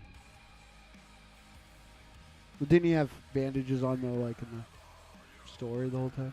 He had bandages, but then it was revealed they kind of gave him like the kind of longer hair or the shaggy hair. Yeah. But you saw him before and after. You know that he was definitely looked different. Yeah. They reference it in the first Sin City. The Big Fat Kill. Yeah, where I think he said he wore a different face or something. When he was in Brittany Murphy's apartment, and she's like, "No, that was the boyfriend. Benicio del Toro's character was before." And he's like, "Oh, I saw him before you got that new face." You know, basically meaning that he looks different. All right, Mars. Do you remember your question? I sure do. Okay. So I just finished a book, like listening to a book, and that's not very interesting because everyone knows I love the Dresden Files, and I went back and re-listened to the only one I hadn't listened to as an audiobook, which was the first one, and I'm at that point in the series where they're starting to fucking reference motherfuckers from the first book, which I read in like 1990 something or whatever, so like I had to go back and fucking listen what was up. I did a book challenge at the beginning of the year, and I had to force myself because like 5 people asked me to read the same book, so I had to like fucking because I had no interest in it, and I'm kind of liking it, but I had to force myself into reading it. But I had started 2 books, like kind of like gut 2 books that I was fucking super jacked about, and I read and listened to a chunk of them, and it's not doing Harry Potter and the Sorcerer's Stone any fucking favor that I'm trying to fucking I'm jacked about these 2 next books I have to read, and one of them is called Dorothy Must Die. It's by Danielle Page. It's basically like a story about like kind of a mob-like story, seemingly about Dorothy goes back to Oz and kind of rules it with an iron hand, and it's like got some spy stuff and a lot of the characters. That's how it's pitched to me. I didn't read that one, but the one I got about 100 pages into and I can't stop thinking about is a series, the first in a series of book. Tell me how fucking badass this sounds. It's called The Black Company, right? It's by this dude called Glenn Cook, right? And I fucking can't wait to dig back into this. It's so fucking cool. It's a little... I like a more pulpy prose, and this is a little thick, so it's not like my favorite type of thing to get through, but conceptually and like what they do. The Black Company is a series of dark fantasies books written by American author Glenn Cook. The series combines elements of epic fantasy, dark fantasy, and it follows an elite mercenary unit, the Black Company, through roughly 40 years of its approximate 400-year history. And it's basically like, when you read history, when you read fantasy, right, like, you get like D&D, you think you're getting D&D characters that are like fucking all like heroic and like this paladins and wizards and it's all cool. But I've never been in that fucking D&D group. Like, we're all fucking rogues and scallywags and scumbags in our group, and this is kind of what this is. These are people that are doing the shit that you have in normal fantasy books, like dungeons and, castle sieges and all those other things, but they're fucking not... They're not necessarily bad guys, but they're not... This is their job. The Black Company will just as soon, seemingly suit up with the evil land baron as he will the Magnificent Seven type people, whoever's kind of signing the check. So I'm just really intrigued by it. The book starts right off by like someone in a town had paid them to do something, and then somebody like they tried to double cross them by poisoning them, and so it's pretty cool. I'm pretty into it. Like it's just different, and it's like there's just something really edgy about it and really cool, but it's like still like nerdy. It reminds me a little bit about the like I used to steal all these books from my dad, and there'd be a lot of them that were about like like vigilante troop, or like about a group of Vietnam soldiers that are against the mob now, or they'd all be about like these guys were in Korea together and now they're fighting, depending how old they were, now they're the drug barons' worst nightmares, or now they're first they fought the Koreans, but now their enemy is China White, and it reminds me of that sort of thing, because it is a little pulpy and a little like, I don't want to say sleazy like that, but I'm very excited about both those things. So cool. It's if for anyone interested, I actually didn't even hawk our own stuff earlier in the show, but I added a lot of what we just discussed to our Amazon shop. So if you go to amazon.com/shop/the Deadites, you can find that. Just added the book that Mars had mentioned, added Sin City, which is like $3 for the Blu-ray right now, which is insane. And the Rivers of Nile album, and I'll add the Titans as well. So if people are interested in any of that stuff, you can go to the Amazon store. I don't think it's ever been collected, though, Johnny. Oh, okay. It hasn't been collected. But it will be on Amazon Comicology, whatever that's called. Yeah. There is a Titans Hunt trade, but it's not the one that I'm referring to. It's the new 5.2 one. Yeah, I'm sure it's on, like, there's not, DC doesn't have many stuff not on Comicology. Those are both the new ones. Yeah, okay. Yeah. All right, so maybe I won't be adding that. but you guys can search it out, or if you're anywhere near Raven Shadow's shop, you can go ahead. He'll help you. Check the back issues of your local comic shop. Yeah. Probably get them for Didn't that cover price. go long enough that the other George Perez there was Phil Jimenez. Yeah, did he get into that story some? Even Kurt Swan did a issue. Yeah, but McGuire did a cover right early on, and that led into the Team Titans. Which DC got really WCW for a while. Yeah. So yeah, it is. You'll be very happy actually at my. So one of my other jobs, one of my jobs at my job for the company is making like social media posts, and we get this cool Teen Titans statue where you build the. Oh yeah, I saw that. Yeah. So I Which one do you have? All of them. They're all in the store. Really? So I did my social media post about the importance of Teen Titans for Friday, I think. Yeah, because it's the issue number 1. Yeah, some of them, like, I'm fucking really into it, and, like, I do something cool. And then some of them, I'm like, I forgot that I had to set one up, and I'm like, grab a Buzz Lightyear and be like, make your own Toy Story. Like, So, I want to start wrapping things up here, but what movie do you think MZ would say, Mars, for, like, the film that got him into, like, exploitation? well, I know that going to see Popeye led him to see that is true. Led him to see Friday the 13th trailer. Yep. Which led him to, down a this dark road. path. Yeah. But I'd have to say, like, there are a lot of things that he is, like, known for, especially on the show. But I think the thing that, like, defined his fandom was Cannibal Holocaust, because it straddles, like, it's definitely a agitation film, and it's also an Italian film. And he's a big Cannibal fan, so if I had to say, I would say that that's probably the one that... Very controversial film, too. So. Because all the other stuff, like August Underground and all that other stuff, he, was a grown-ass man probably by the time he came across that stuff. And even Guinea Pig, you know what I mean? Like, but you could rent Cannibal Holocaust. What was the one I was going to say? I would say either I Spit on Your Grave or Salo. Yeah, for him. But again, I don't think that I think Salo was probably in a message board era adult thing. Like that wasn't something that he had that one way back in the day. He showed it to me when I first met him, I think. Really? Yeah. Oh, you've seen this movie? So he was into some sick shit back then, even before the internet. So, well, but maybe we'll have to, if we remember, and if he's here with us next week, we will try to remember to ask, because I would be curious to that answer as well. So thanks, Paps. Great questions as always, buddy. And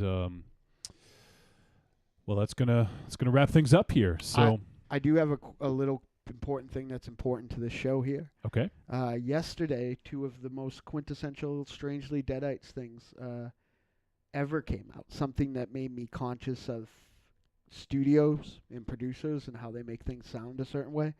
And the greatest comic of all time, The Ramones, End of the Century, produced by Phil Spector, is 39 years old yesterday, which, while I don't really like studio Ramones anymore, I mostly stick to my live albums and bootlegs, because that's how the Ramones sound to me. Yep. End of the Century was like a weird thing, because if you listen to some of that other stuff and then hear their version of Needles and Pins and stuff like that, when it gets to End of the Century, it definitely shows how a producer can affect things.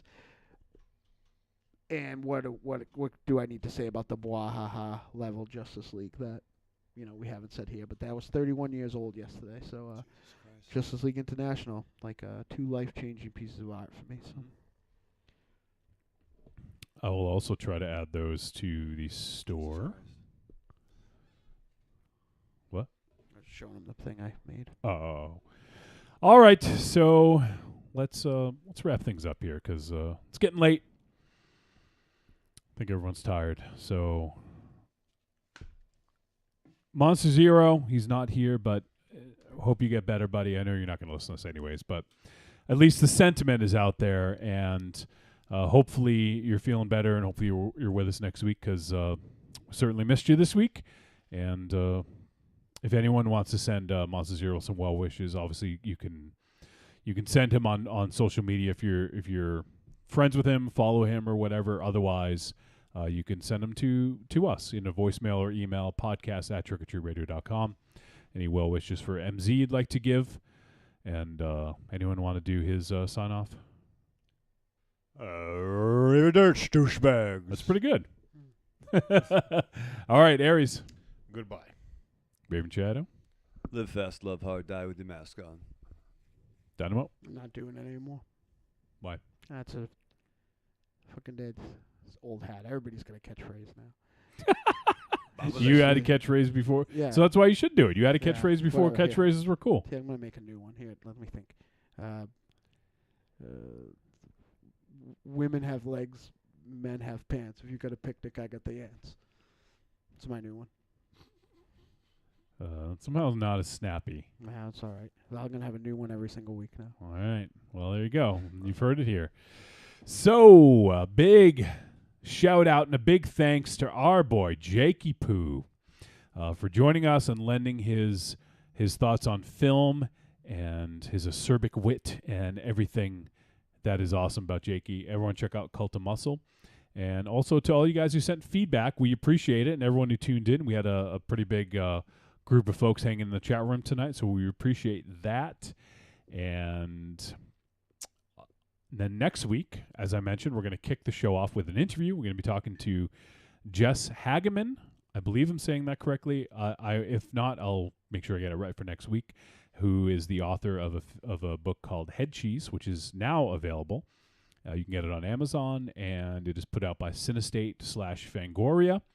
And then we're going to be talking about one of the films we've been anticipating for a while now, The Man Who Killed Hitler and Then the Bigfoot.